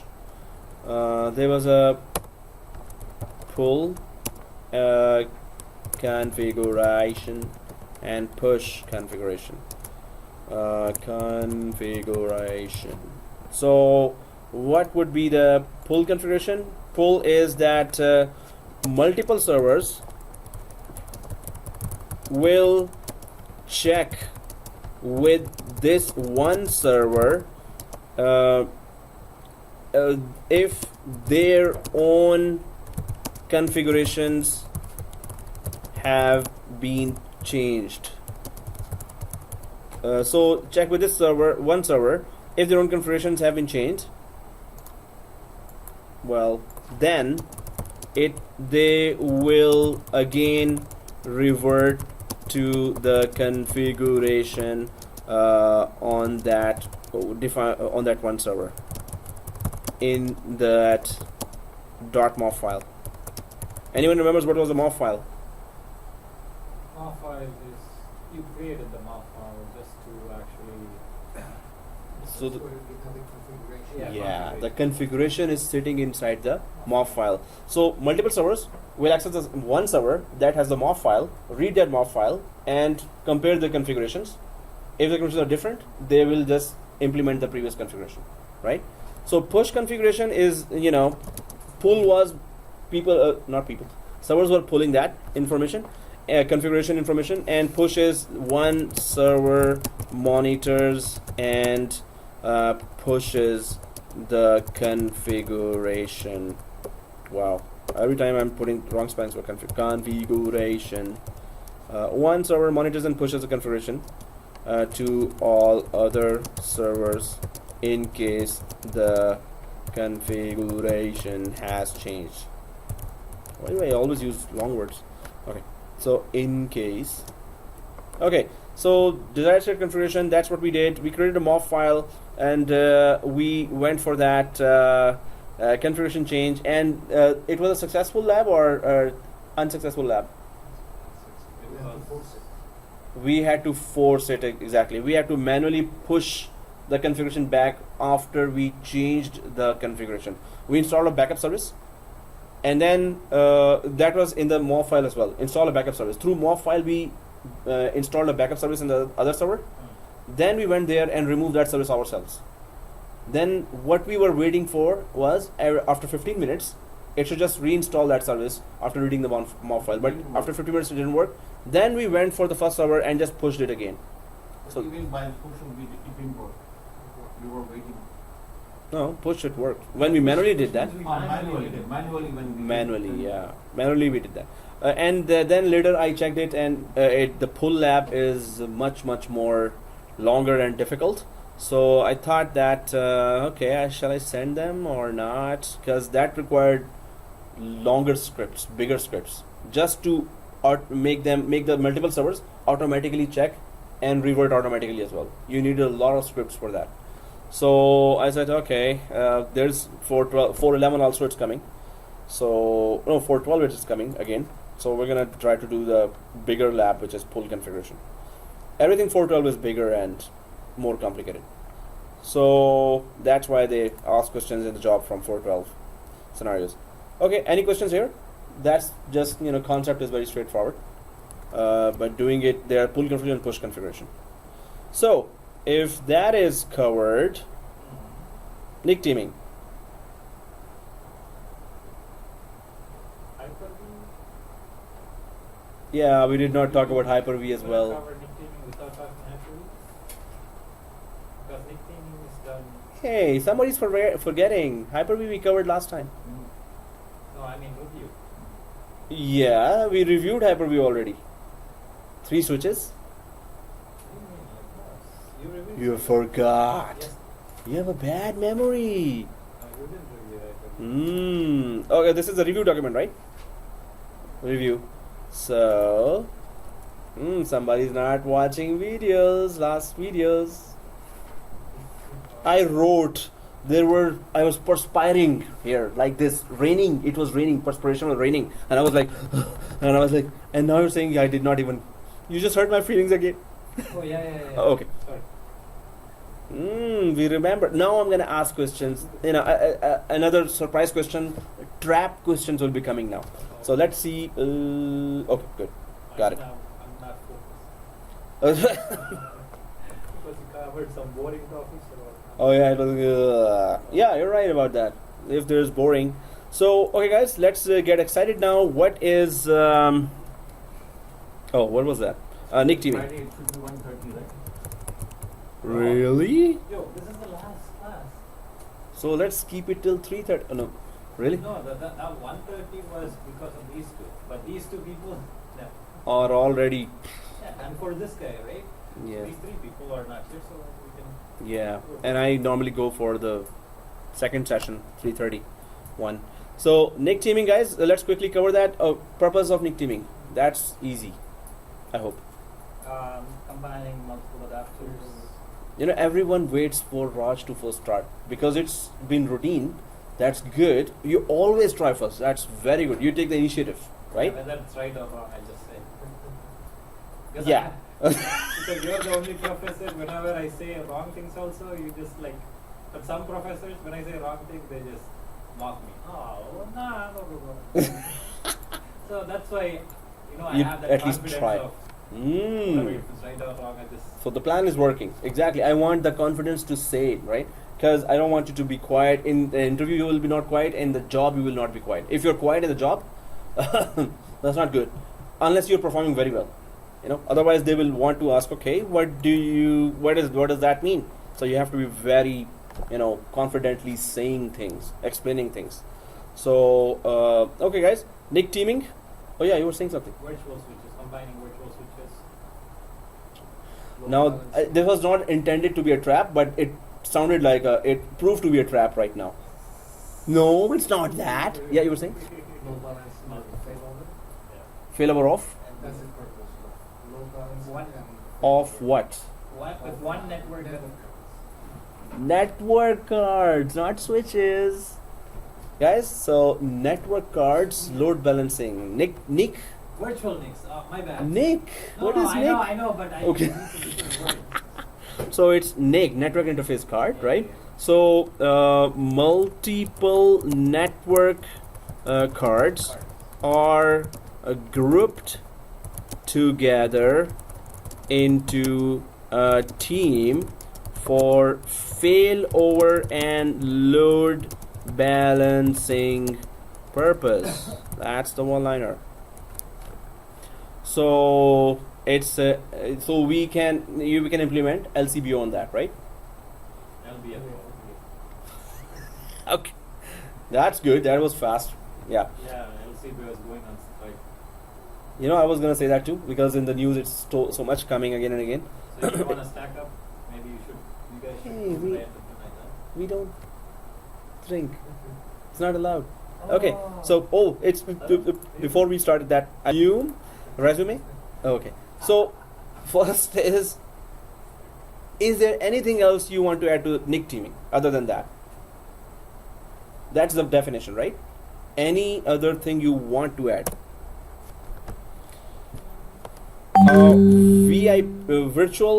Virtual NIC gets created and controls all the other physical NICs. Wow, that's also boring topic. Okay, so physical.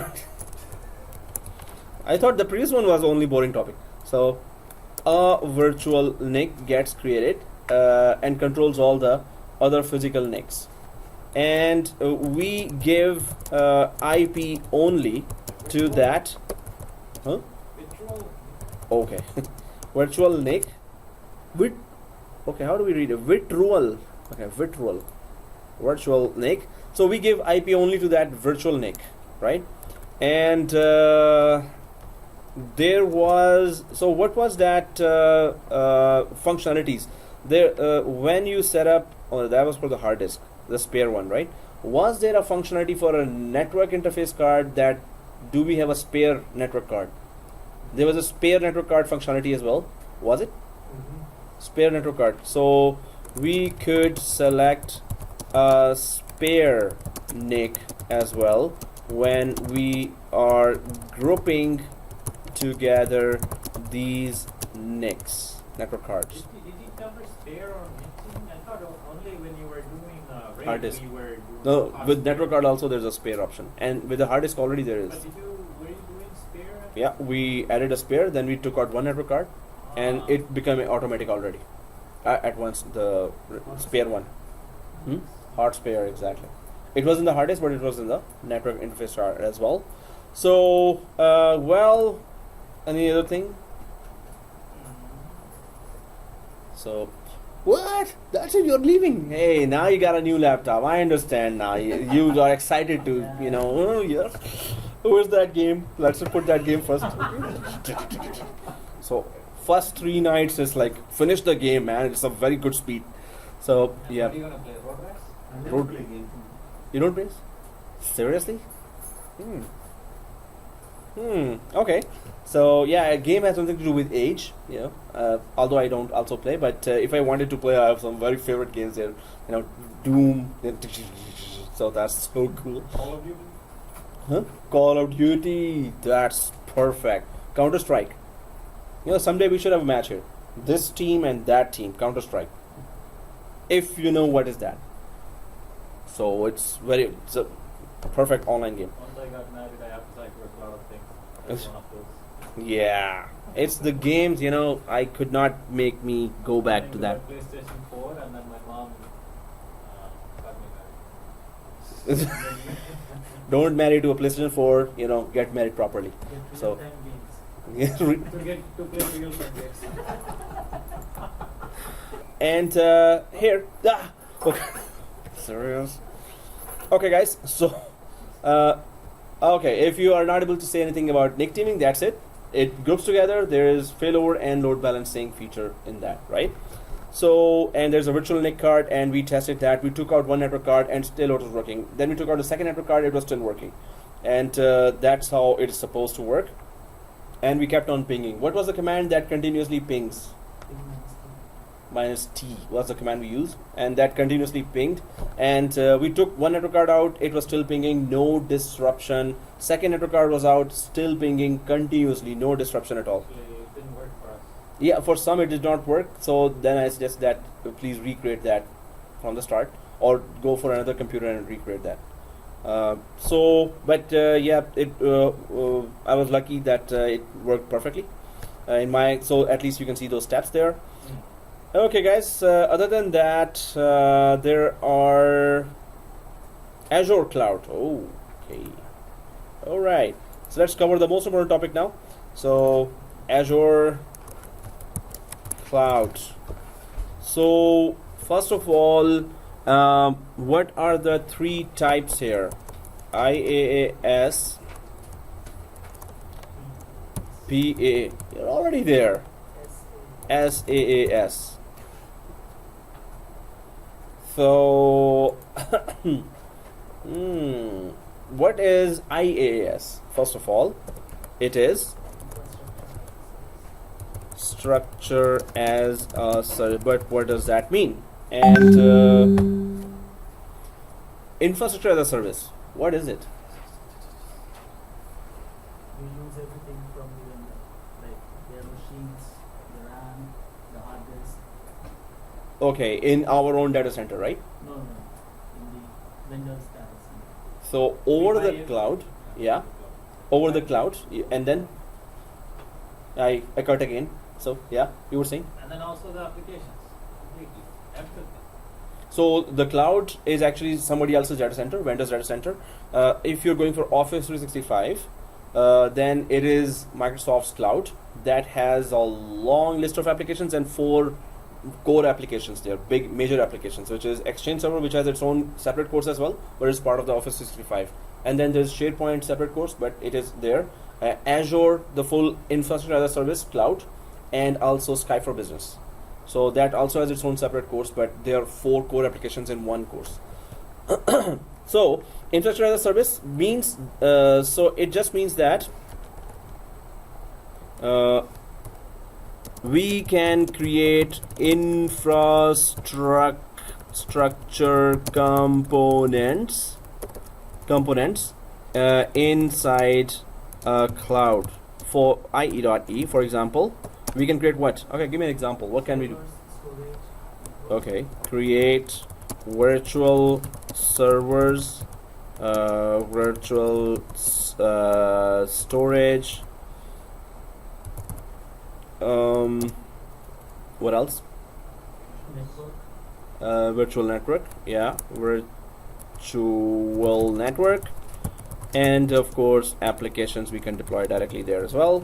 So infrastructure as a service, this means that if you have your own data center, what will you do? You would just create servers, configure networks, and configure storage, so that you can do in somebody else's data center Pay high fee monthly. and pay high monthly fee. Exactly. So that's why AWS Saturday class, it's like nearly full. Otherwise Saturday Sunday classes are normally 4, 5, 8 students only, but for AWS cloud course it's full, because it's so much in demand in the market, the cloud course. You take that class? AWS, yeah, I'm doing it, yeah. So Cloud, Office 365, Citrix. So out of 3, tell me which one to choose. 2. so Office 365, Citrix, and AWS, all 3 I have only 2. are very, very, very I have important. only 2. So Office 365 and Citrix, yeah, because in Office 365 you cover Azure cloud as well, the Microsoft cloud at least you cover. But now I'm just planning to add some of AWS, which is never part of any course.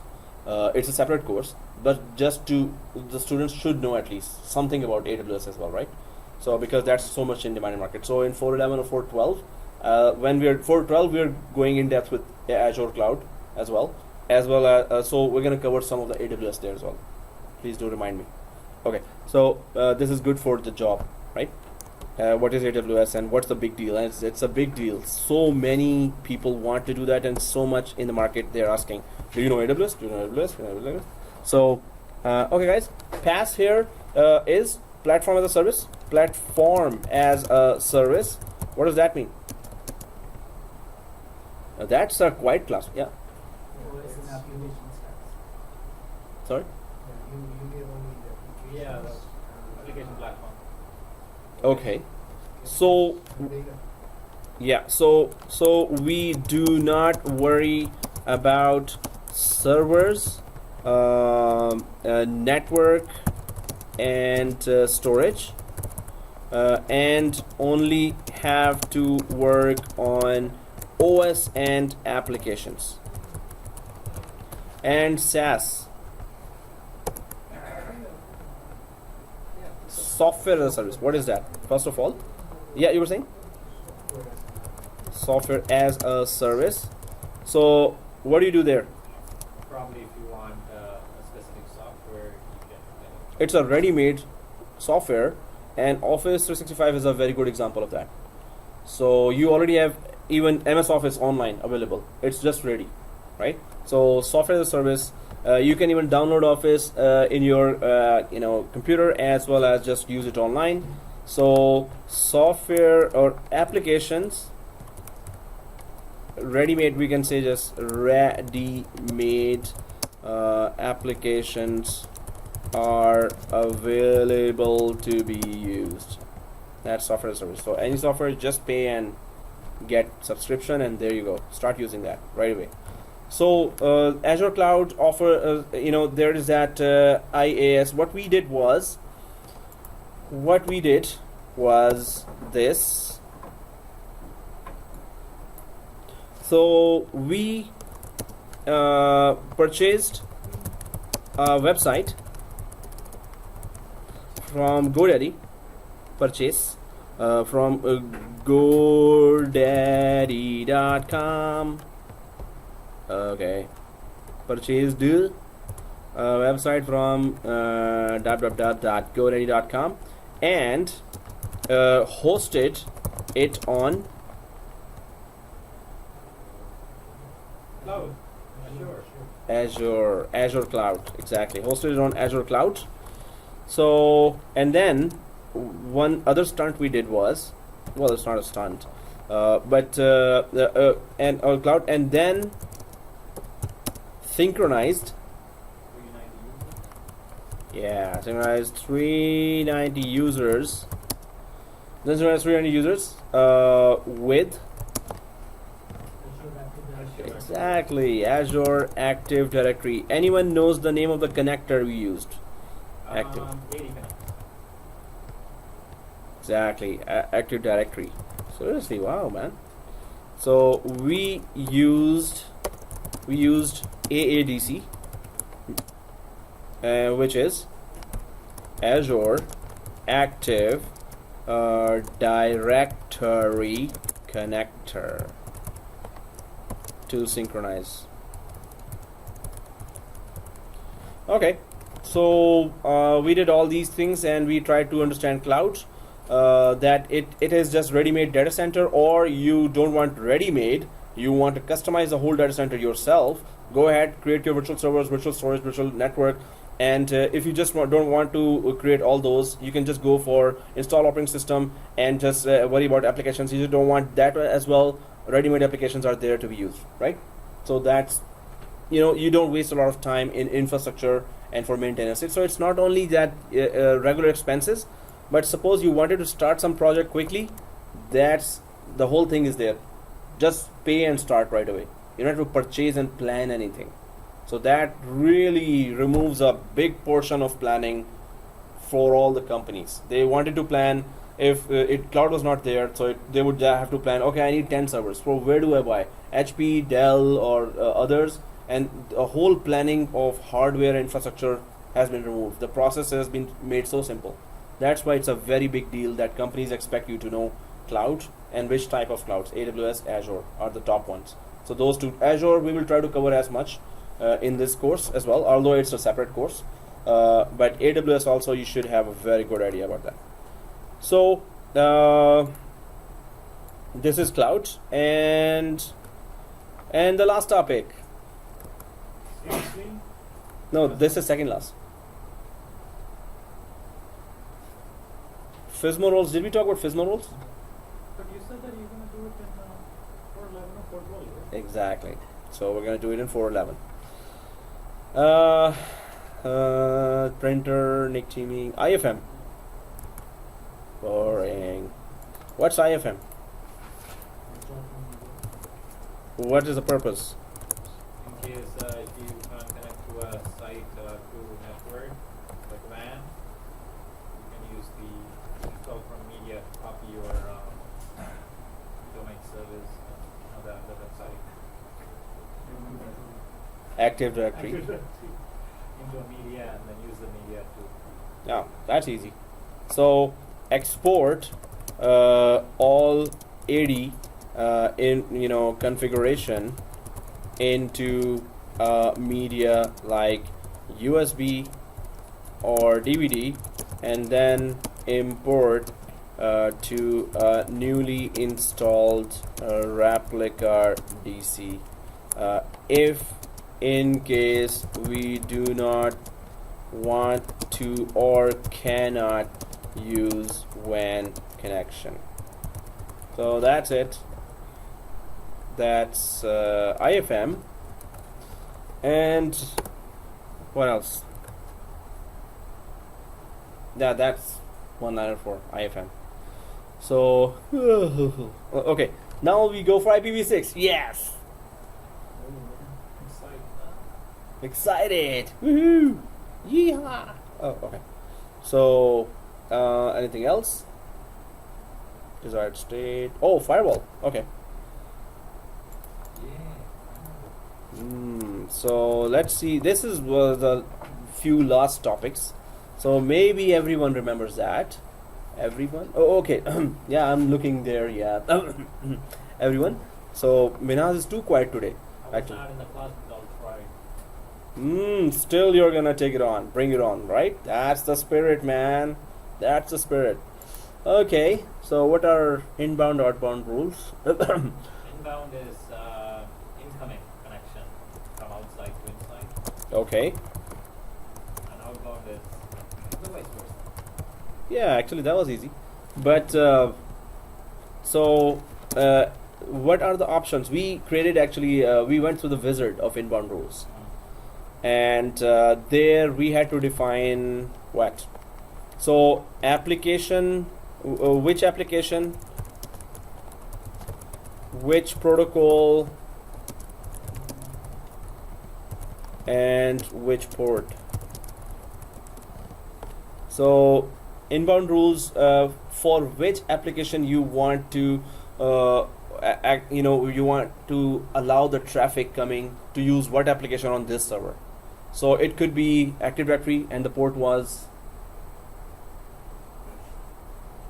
Active Directory port.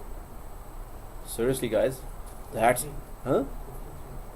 okay, that's for DNS. Tarun is wrong. It's something is happening today.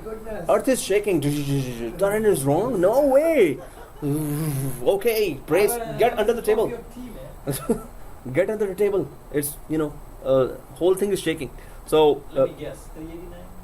Yeah, yes. Hey, was it a guess? I was guessing. Really? Because it seems like You remembered. Good. So what is the port for RDP? Okay, yeah, they both go together. Actually, 389 and 389. I was gonna confuse, but actually, okay, I can easily remember this. RDP is 389, yeah. So 3389 is always Active Directory, and RDP is 389, right? What? Yeah, I'm still memorizing. Yeah, RDP is 3389, Okay. and Active Directory is 389. Yes. Yes, it is correct. So anyway, Miguel was okay. So so it's always 389. Okay, no. So protocol. What two protocols were offered there? There is one TCP and UDP. TCP is always unreliable communication, and UDP UDP is The UDP to say false, man. UDP is reliable communication. False. That was easy. TCP is three-way handshake. Don't say, let them say. TCP is three-way handshake. Whatever they say, right? No, I don't know. Hey, no, you were in the class. He doesn't want to participate. but now he has the, where's the whip? Yeah, whoosh. But now he has a new laptop. So let's see. Now it's going to be more challenging for you. Now I'm going to throw questions at you, right? So be ready. Just be in the mode. Bring it on. Bring it When on. you ask I will questions- answer all the When questions. you ask questions, Minas, what is the port? Yeah. Well, it's not working. Use IFM. No, I used to work, but I need more passwords. Yes. Good. Now we're expecting a very, very active participation, because in quizzes, everyone has to participate, right? So it's only that line participating. So you're the representative in this line of Asad and you, actually. No, it's not different. No, Asad and you. So both are vocal, and you really give very correct concepts. It's just that those guys are working harder. So now you're under challenge, right? So it's good for you that. Better I change my name. Hey, that's not fair. Don't worry, we will change to other. No, you're the leader here, leader of this line. So let's see in 411, because it's a match. Okay, guys. Which Ready port? for the match between Sri Lanka and Pakistan? Okay. Well, he's from India. Okay. And you're Yes, from Sri Lanka partners. and you're from Philippines, right? So my Oh, sorry. Does he look like Filipino? Or No, that was another guy who was from Philippines. Why did I even say that? Okay, it's not much lighting here, and Miguel's gonna see you outside. yeah, Miguel. gonna see you. Hey, let's hey, there's one guy. Okay, stay outside. When he comes outside, seriously. So you're from Bolivia. Hey, Bolivia. I have many students from South America as well, but Bolivia is first one. So Colombia, my best friend is from Colombia. So used to be my best friend. He's just trying to Make you feel better. feel better. No, Saying I have some fun. I have so many Spanish friends. So many. That's why I know muy importante. That's the only thing I know. Okay, because they speak English with me. So okay. So outbound rules, and so here there was one more thing here. It doesn't even those two rules in the wizard. They ask these two things. There's one more thing that they ask if you want it more secure. More secure. So they ask which exact IP addresses. IPsec. IP addresses. No, they just ask also. So which application you want to connect to? Which protocol you want to use to connect to application, which is TCP or UDP, and which port of this application is. So like SMTP has 25, and FTP has, 21. and Telnet has 3, 23, and DNS has 53. 53. Exactly. So these are just some of the important ports. There are so many others. It also asks what exact IP address. So IP address based. So you can still filter. Okay. First of all, only Active Directory you're connecting. Okay, filter. All other applications do not connect. Second thing, TCP, UDP, any one of those protocols you can use, or both even you can use. And then which port, Active Directory port, which is 389, and then go for IP address. Only the domain controller. So it's filter. It's only going to allow this traffic to come in, right? So that's what firewall do. Filter, right? So you remove all the other application options of communication with any other application. So outbound rules exactly the same thing, nothing different. So if you're connecting outside here from this computer to another computer, then the same questions will be asked. And IPsec, true or false is, question is, IPsec is used for all the traffic that is sitting on the hard disk. It protects all the traffic that is sitting on the hard disk. Wow. So what is the true statement? it's the security and the transmission of TCP Authentication. Yeah, but what kind of data does it secure? What kind of data does it secure? Okay, between the two, if I give you, I already will tell the answer now, because that will be the answer if I give you another clue. IPsec secures moving data, portable data. It's moving, it secures that, right? Sitting data secured. Oh yeah, sorry. This is the 411 topic. You don't know that. So sitting data is secured by BitLocker and EFS. if it's data is sitting You did inside mention, hard disk. I saw the video. You did mention about IPsec moving data and saving data. Okay, cool. So IPsec is integrated with firewall, which is a very good thing, but it was integrated in 2012, not in 2008, right? Till 2008, the firewall sucked for Windows. In 2012, they added IPsec. Now, it is, considered one of the good options. IPsec is integrated with firewall, and then there was IPsec configuration we did, and that required a lot of questions. The wizard of IPsec configuration. If you've seen that video, then it is a longer one, and you should go through that video again and create your notes, right? So those notes will be very helpful, and keep the notes with you always. Are you recording, sir? Yeah, I had to stop so many times that. Oh, I'm recording. Yeah. So okay, guys, IPsec is integrated with firewall, and well, we went through the long wizard of IPsec, and there were so many questions about IPsec. So you have to see the video for that. But IPsec wizard had a lot of options, and that's where it really gets more secure. The firewall gets more secure because of IPsec inclusion. So one is this. Now we finally go down to IPv6. Are we ready for that? Yes. Minhaj not ready. Oh, okay. Minhaj is like, oh man, when do I go home? I have a new laptop. Come on, teach. No, you're too quiet now. You're not even nodding or something. But I know it's 2 o'clock. It's like, already. Come on, teach. Give me a break, will ya? So no, I would be as excited if I had a new maybe laptop. I will not work on it. Okay. Actually, we get excited for these new electronics. Yes, exactly. Electronics, vehicles. Yeah, it's always an excitement, and I don't mind even if you just try to give me this laptop, right? Free only. I don't mind at all if you give it free. Yeah.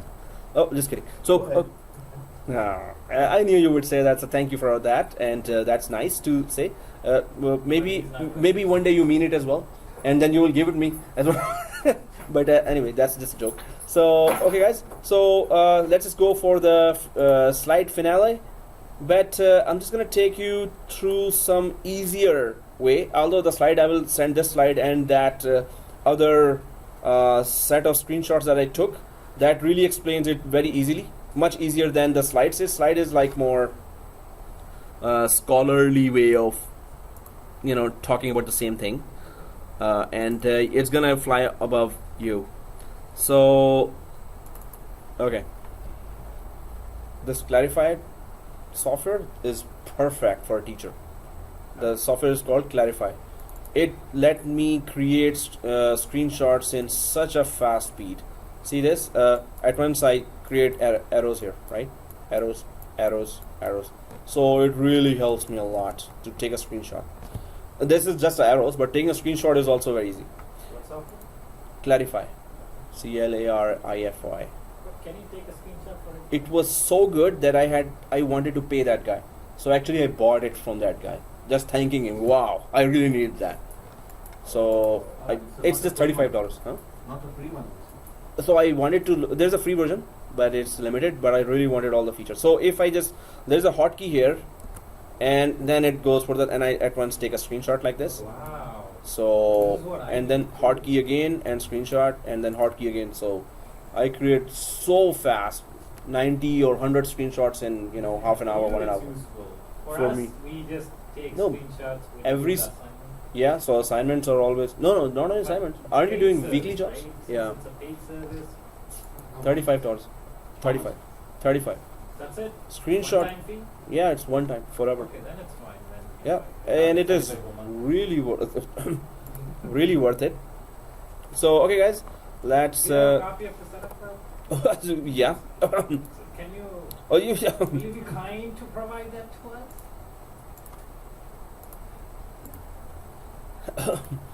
So what is special about IPv6 address space? More addresses you get. Exactly, it is huge. Just like the universe, when you start talking about, that our planet may be the, sun is the biggest star, and then you have seen those videos that sun is like this small against so many huge stars, right? Our sun is only very small. If you see those videos, it's like, whoa, you're blown away to pieces, right? So huge is the universe. So the IPv6 is also so huge. And the new word for that is, there's billion, there is trillion, and then it goes up until there is a word called undecillion. Have you ever undecillion? That's actually a word. Honda, Like Unda. you are speaking Malbari or something. it's like Honda. Unda. In some language, suppose it's a kind of language, so it's undecillion. This word we never heard, now we're hearing that. It's so huge. So anyway, what is special about IPv6? It is huge, first thing.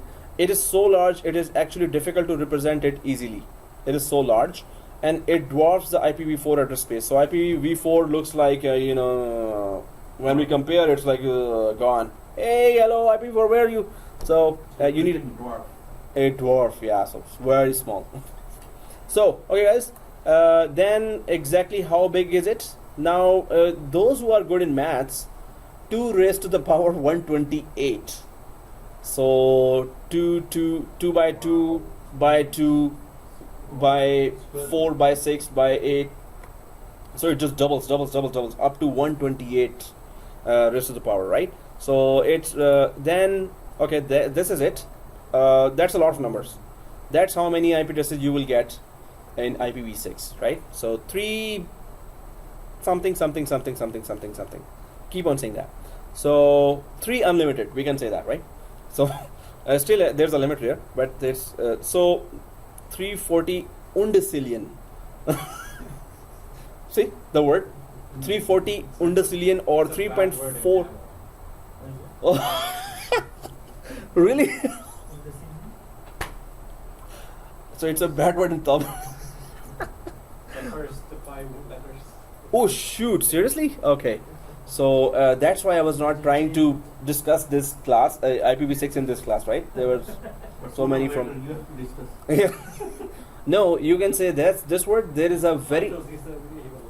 Oh, he was okay. Professor is saying. Oops. Oh, it's that bad? Seriously? No, there is another very. There is another very bad word in storage. That is for Urdu speaking guys. That word is very bad. But in storage we use it so much. When virtualization comes, then I will say that word. Those from our areas will start. They will say whoa, and I will have to use that word so many times because it's an English word as well. So no, I'm not giving any idea. Come on, if I say that idea, that's so bad. You will like, whoa, teacher, come on, woof. I was not expecting from you. So okay, guys. So let's just keep on going. But yeah, you will see the reaction when I say that in that class. So 340 cillion, okay, that's cillion, or 3.4 by 10 raised to the power 38. So again, it's huge, but that just one number shows it that many IP addresses are there, right? If we keep going, compared to IPv4, it's 2 raised to the power 32. That is 2 raised to the power 128 IPv6. This is 2 raised to the power 32. So that's approximately 4.3 billion addresses, which are finished, done, right? So in 2011, the last set of IP addresses were given to a big organization. In 2011, they were done. So now we are surviving on whatever we already received. ISPs we are surviving on that right now. So, but we are still managing it so good that it might still stay here with us for next 1 decade even. Because of subnetting, exactly. So we're still managing it. But IPv6 will start slowly coming in. So we're gonna do that, and I'm gonna try to push it as well. How to put an IPv6 address in 412. So the difference is 2 raised to the power 96. So this much is the difference between the two: 4 billion and 3.4 cillion addresses. So hey, come on, man! It's a bad word. So yeah. I didn't expect this from you. So 79 billion is the difference. The difference is between 4.3 billion and IPv6 total is 79 billion. So billion, right? So let's go ahead. So let's agree IPv6 address space is huge, ridiculously larger than IPv4. It effectively allows for an infinite amount of addressable hosts. Difference between host and network? That's a very simple question I just asked. What is the difference between hosts and networks in an IP address? Host is the actual the Com- PC, Computer name, computer IP address, right?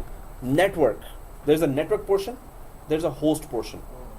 So network portion represents what, and host portion represents. Host represents the IP address is given to the computers or clients. Network portion represents what? The network, right? Okay. What network they are using? So 192.168 dot 200.1 suppose, and then there's another subnet we can add 192.168.200.1.1 up to 254.1 or 254.54. Anyway, I was just talking so fast that Mena is saying, "Come on, man." Actually, you're too quiet, so that's why I'm trying to, I'm you know. listening because Hey. the last 2 classes, I have not done anything. Oh. So it's a very nice refresher. Okay, good. Okay, but now the leader is emerging from this line because you can see the investment he did. That's good. Definitely, I would do that kind of investment. I will then. Okay, bring it on now. So that's 1,200. It's too much, man. It's a lot of money. Okay, guys. That's why I'm quiet. Okay. You should be talking more now. Okay. Yeah, it's. Oh man, it hurts actually as well when we are giving away 1,200. So yeah, it's like, okay. Okay, let's finish. Yeah. It's 2 o'clock. Oh no, 2:30 till, right? What? Oh, okay. An IPv6 address is represented in hex. You know what's hex? Hexadecimal, which is 1, 2, 3, 4, 5, 6, 7, 8, 9, and then A, B, C, D, E, F, G, H. So 1 A, B, C, an address mixed with alpha. It's alphanumeric character, right? Alphanumeric address. You can say with hex, broken into 8 equal parts. So IPv4 is broken into 4 equal parts. It is broken into 8 equal parts. IPv6 utilizes colons as delimiter. So delimiter means there's a separation, segmentation, right? So you can see here colon, right? So in IPv4 192.168. In IPv6 it would be A1 to C colon A9 B2 something, right? So IPv4 dots separating and colon separating in IPv6. So and RFCs, anyone knows what is RFC? Comment. Request for comment or request for change. Yeah, some says comment, some says change. So request for change, and this is the world body that is defining how to use it. What are the rules of using this IPv6? So for IPv6, this is the request for change 5952 defines text representation. It defines that on the planet Earth, IPv6 will be used like this. These are the rules, and nobody go against that rules. So it is all put in this article. If you Google that, you'll just go there and check. But it's normally scholars write that, so it's like everything will just fly over. Not everything. Anyway, so let's go ahead. A sample IPv6 address.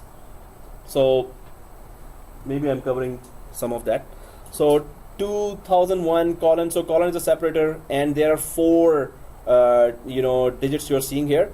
So each one character is called NIBBLE, nibble, and it represents 8 bits. 8 bits. Each one of them represents, right? So let's just go ahead and try to check more. A sample IPv6 address, a colon is the delimiter. We know that, right? Colon is a delimiter. Then second thing is a nibble is 4 bits, not 8 bits, seriously. So 4 by 4 is 4 multiplied by 4 is 16. so it's 1 whole This is not called octet here. In IPv4 we call it octet. You know, the 4 digits there in an IP. So they are octet. Here it is different.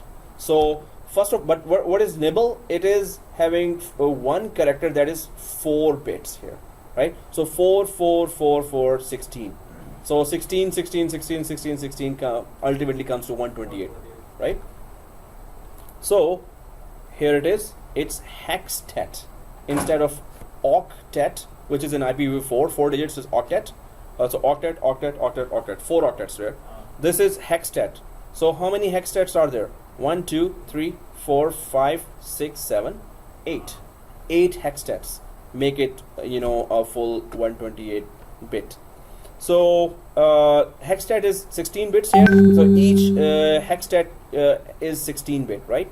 So if we keep going ahead, first 4 hextets would make 64 bits. 1, 2, 3, 4. So first 4, of course, when you go for 16, by 16, 16 plus 16, 16, 16, it will come to 64 bits here, right? 64 bits. So this first hextet and the rest of the hextet will be also 64 bits. 64 is 128, right? So these are portions here. I will send this document as well, and you can just go through that as well. But if we keep going ahead, IPv6 address formatting. So full sample IPv6 address. This is what we have to write, but we don't have to write that like this. There are some compression rules here. So there, see this 0000000, so right. So sometimes we can lose count here. We can just put it wrong as well. So there is another way to write the same address. So this is remove leading zeros. Leading zeros first of all. Whatever zeros are there. So the same address you can type this way as well. Instead of 3 zeros, omit 3 zeros from all those and 0, 0, 0. Because if you put 1 0, this means the whole, it is supposed to have 4 characters here. So all 4 you're assuming they were zeros, and the rule is remove zeros, right? So remove leading zeros here. So leading zeros here. So DB8 will be only written here. And 3 zeros here removed, 1 0, 3 zeros here removed, 1 0, 1 0 here, and 3 zeros removed here, so 1 character, 1 is written there. If it's just zeros, remove it, right? Leading zeros. So if it is any character, A, B, C, or 1, 2, 3, no, don't remove that. So this is one thing. And then again, if you have a lot of zeros here, why don't you just get rid of those as well? It is just zeros, right? So see this, you can put 2 columns representing 2 hexstats of zeros, right? So or set all zeros through 2 columns here that are removing these 3 zeros here, because if you put 2 columns, it's a rule of thumb that these were all zeros here. But it could be 4, it could be 5 also. So why 2? So we can represent 2 if it's a continuous zeros going on. But we have 3, no? That's what. Yeah. So it should be 3 columns. no, but the rule is, if you put 2 columns, this means whatever hexes has total zeros, so they are all removed. So suppose there, we already know that there are supposed to be 8 hexstats, but we are seeing only 4 hexstats, suppose. So this means the rest of the 4 have to be zeros only. That's why we removed it. So 2 columns will mean that's all zeros that we were talking about, and then we can divide by, okay, what were total hexstats? So okay, that many hexstats as the zeros. So we understand that, right? Yes. So then we go for lots of special IPv6 addresses. So okay, if I ask you what are the private IPs in IPv4? 10.0.0.0. Second is private IPs that are free. 192.168.x.x. Third is .16. 172.16.x.x. So these 3 ranges you can use privately anywhere here. You can just start using them, right? So so they cannot leave the router. They're not routable, right? They're private. Within this, you can use within company. So let's see if the IPv6 has some of those, right? So IPv6 unspecified addresses. colon. So we're gonna talk in detail as well. A little one-liner for that. What is unspecified address, right? But right now it is this unspecified address is :/128. Then we're gonna go for IPv6 unspecified address, which is in IPv4 comparison. In IPv4 it is 0000/32. So that means all the range or any range that is not usable right now, right? So that is in IPv4 this. In IPv6 they write unspecified address is this. You cannot write. You cannot use this in a network. 000 you cannot use in a network, right? You have to have some network and some host IDs there, right? So this is unusable, unspecified in IPv4, and it is written in. So IPv4 maximum goes to /32, and v6 goes maximum to 128, right? So IPv6 default route. So this is : already knows it's zeros. We know that : already knows that means that it is zeros, all zeros, right? So : /0. This means also default route. This means that's just one route where you consider if you put that. You cannot put that in an IP address range, but this is how it is represented. That : just means zeros and /0. So it's just default route or one route we talk about. But in CCNA you will go in more in-depth detail of that. But for some things that will be easier for us to understand for 7410 and Microsoft, I'm going to take you to that one. Anyone knows what's the loopback address in Microsoft? It is not to the local host of the machine. It's used to ping the same machine. Exactly. So 127.0.0.1. Anyone ever? I think we used it in day 1, day 2. 127.0.0.1 was there in the preferred DNS. Yeah. We had to change it to. So 127 just means me, or that server points to itself is 127.0.0. So that is in IPv6 : 1/128. So it's written that way, the same thing. So : 128 is there, the server is pointing to itself. That refer to me, right? So then IPv6 documentation and miscellaneous addresses. So IPv4 has public ranges as well, class A, class B, class C, but there are class D and class E ranges as well in IPv4. These are for research and not commercial purposes, right? So there are non-commercial ranges here as well that go for 2001 and there are some non-commercial ranges that we will not be using openly in our environment. So these are those ranges, but they go in much detail that some research and development for some big organizations and some research and development for this and that. So there are more details for that as well. But these are overall addresses that go for miscellaneous documentation purposes, but they are not commercially used. We cannot use them. That's in one of the questions. Oh, really? FEC0. Oh, FEC is...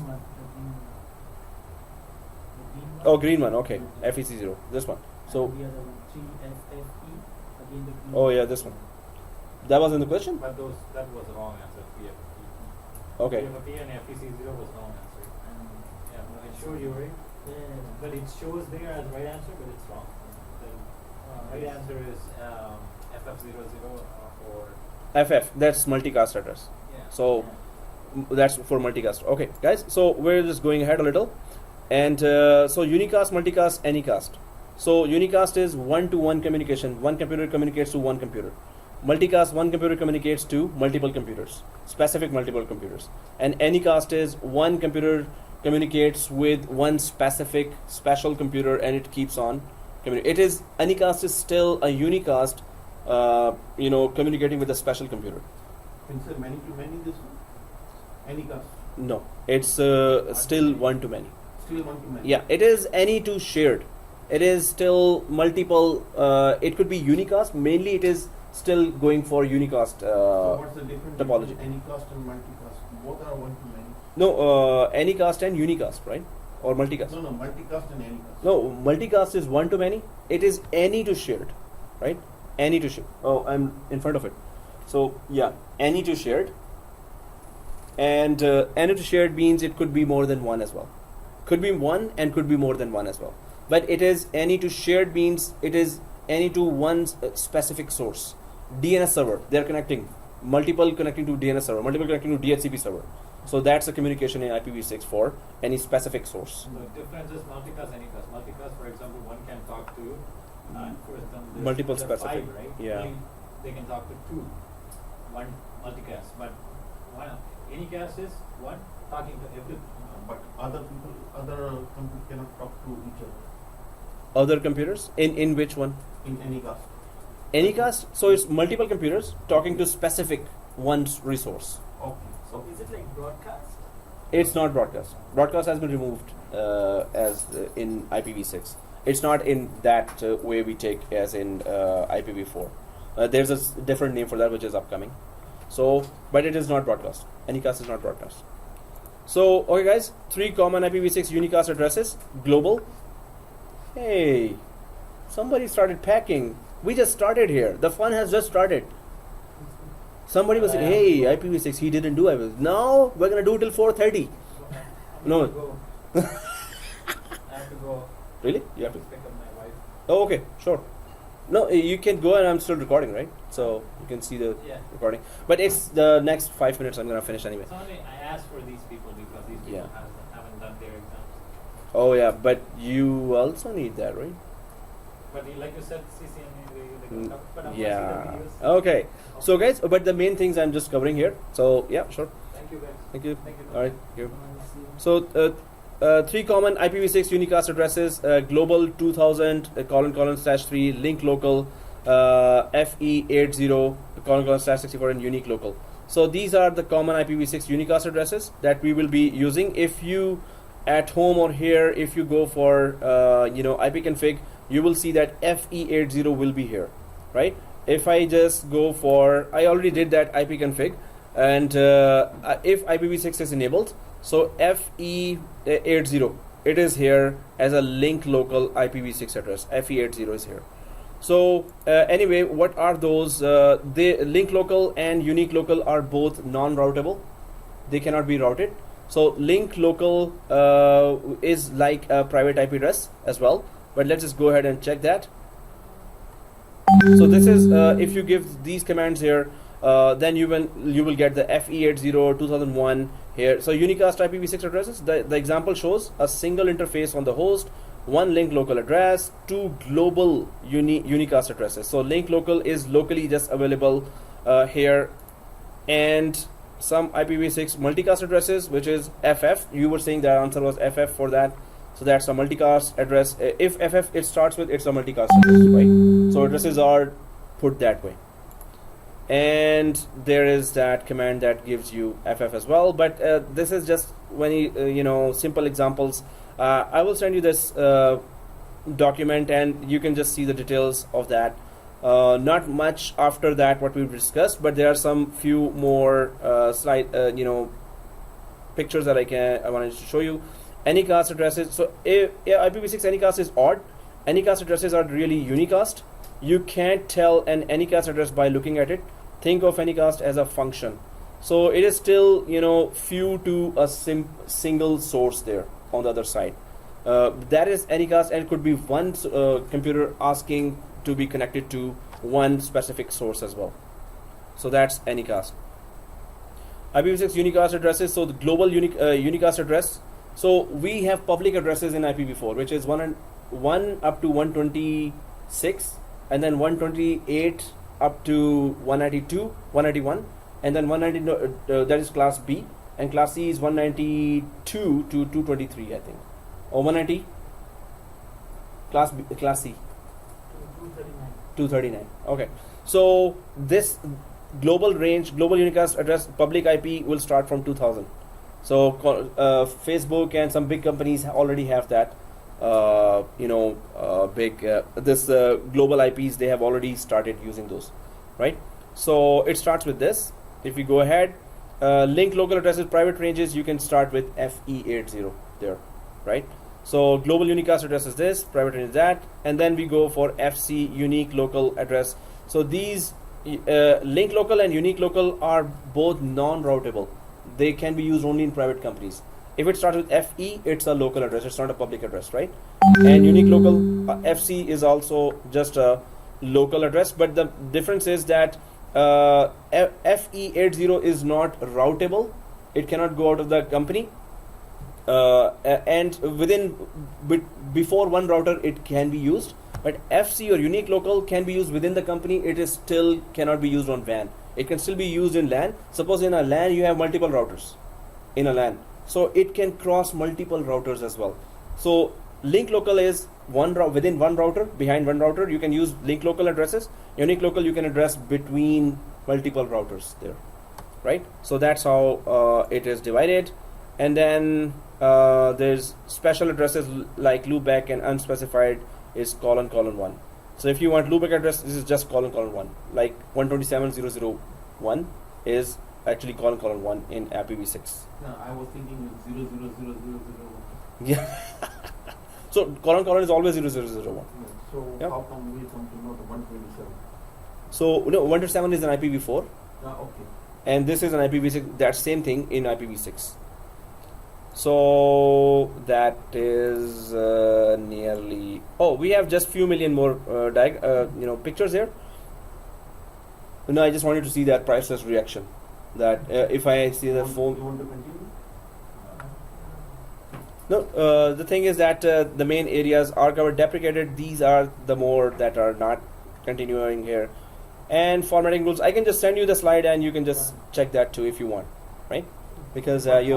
how easy for the network administrator from IPv4 to IPv6 just untake IPv4 and take 6? Actually, it is, yeah. But we really have to know how IPv6 works once we implement that, and it's there's so many differences there that IPv4 we're so used to. But So the implementation will be oh, not a big issue. click and check. That's it. And type in DHCP. You have to configure as well with IPv6 addresses from this range to this range. Yeah, just So normal IP. exactly. Do we have subnetting again in IPv6? Yes, we have in IPv6 as well. It's not like that complicated, but you just have to know which hex tags are going to be used for subnetting and which cannot be used for subnetting. But it's not that difficult. But it's not as difficult as IPv4 subnetting. Oh, is it? Yeah. So it's easier then. Easier. It's much easier once we get to know the basics of IPv6. If you're used to it, then we compare the subnetting. Oh, okay. So it's not that complicated as IPv4. But anyway, this is it. So I'm just gonna. This is just more information about the same topic that we talked about. The basics, we talked about that. So removing the zeros and compression, it just comes again. So I'm just gonna send this as well, and this will be in your record. So hopefully see you on Monday. And if not, you will see in WhatsApp and Google group as well. So before coming to Monday class, just check your WhatsApp and Google group, right?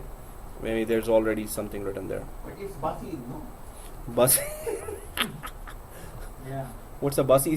Second day of the Oh yeah, it will be second day.